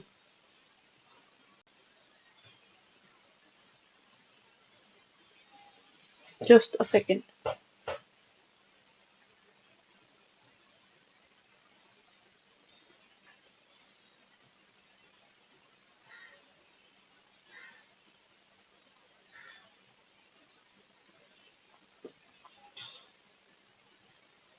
अच्छा नहीं, देखो, हाँ ठीक है, यहाँ पे आओ। देखो, फर्मी लेवल की एनर्जी का प्रूफ निकालते हैं। जो हमारे नंबर ऑफ इलेक्ट्रॉन्स की स्टेट्स वगैरह है वो एन, टोटल इलेक्ट्रॉन्स बेसिकली, ठीक है, वो फर्मी लेवल तक ही है। और हम निकाल रहे थे ZeDe, ये ऐसे ही निकाल रहे थे हम अपने नंबर ऑफ इलेक्ट्रॉन्स को, राइट। Ze क्या था, हमारे total number of electrons per unit volume. तो नंबर ऑफ इलेक्ट्रॉन्स हमारे एक वॉल्यूम में इतने हैं, राइट। तो डेंसिटी ऑफ स्टेट्स हमारी ये, तो डेंसिटी ऑफ स्टेट्स मैंने आपको बोल रही थी A√E होता है, ए का एक वैल्यू होती है, इसे याद रखनी पड़ेगी आपको, which is 4 pi upon H³ into 2m की पावर 3/2, ठीक है। अब हम यहाँ पे वैल्यू डालने वाले हैं, ये n number of electrons per unit volume,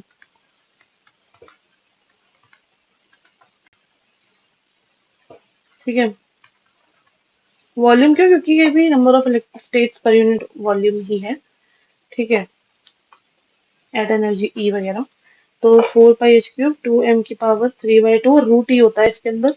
इसको इफ हम वो करेंगे इंटीग्रेट तो आ जाएगा हमारा ई की पावर 3/2, और 2 और 3 मल्टीप्लाई हो जाएगा यहाँ पे, और 0 to EF इसे आप डालो, तो यू विल गेट, इसको आप मल्टीप्लाई करो, 8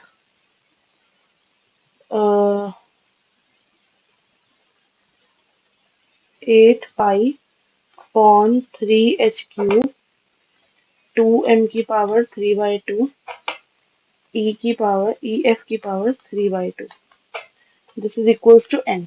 यहाँ से हम निकालेंगे फर्मी लेवल की वैल्यू EF की। तो EF की power 3/2 equals to 3NH³ upon 8 pi 2m की पावर 3/2, है ना। कुछ गलत तो नहीं क्या।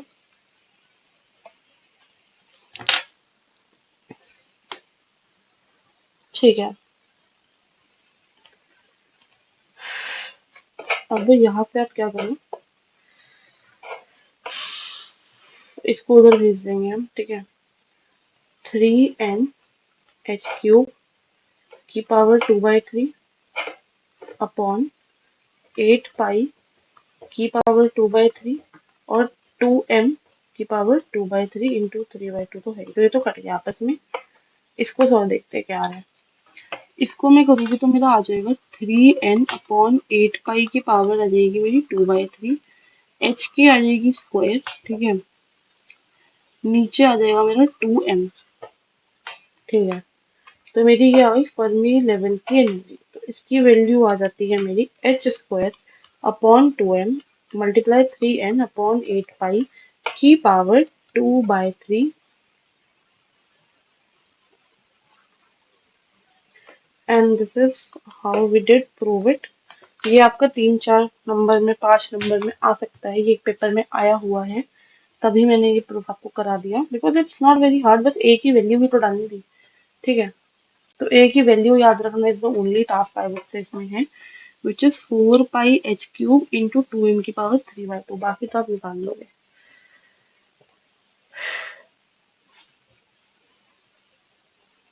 फाइन।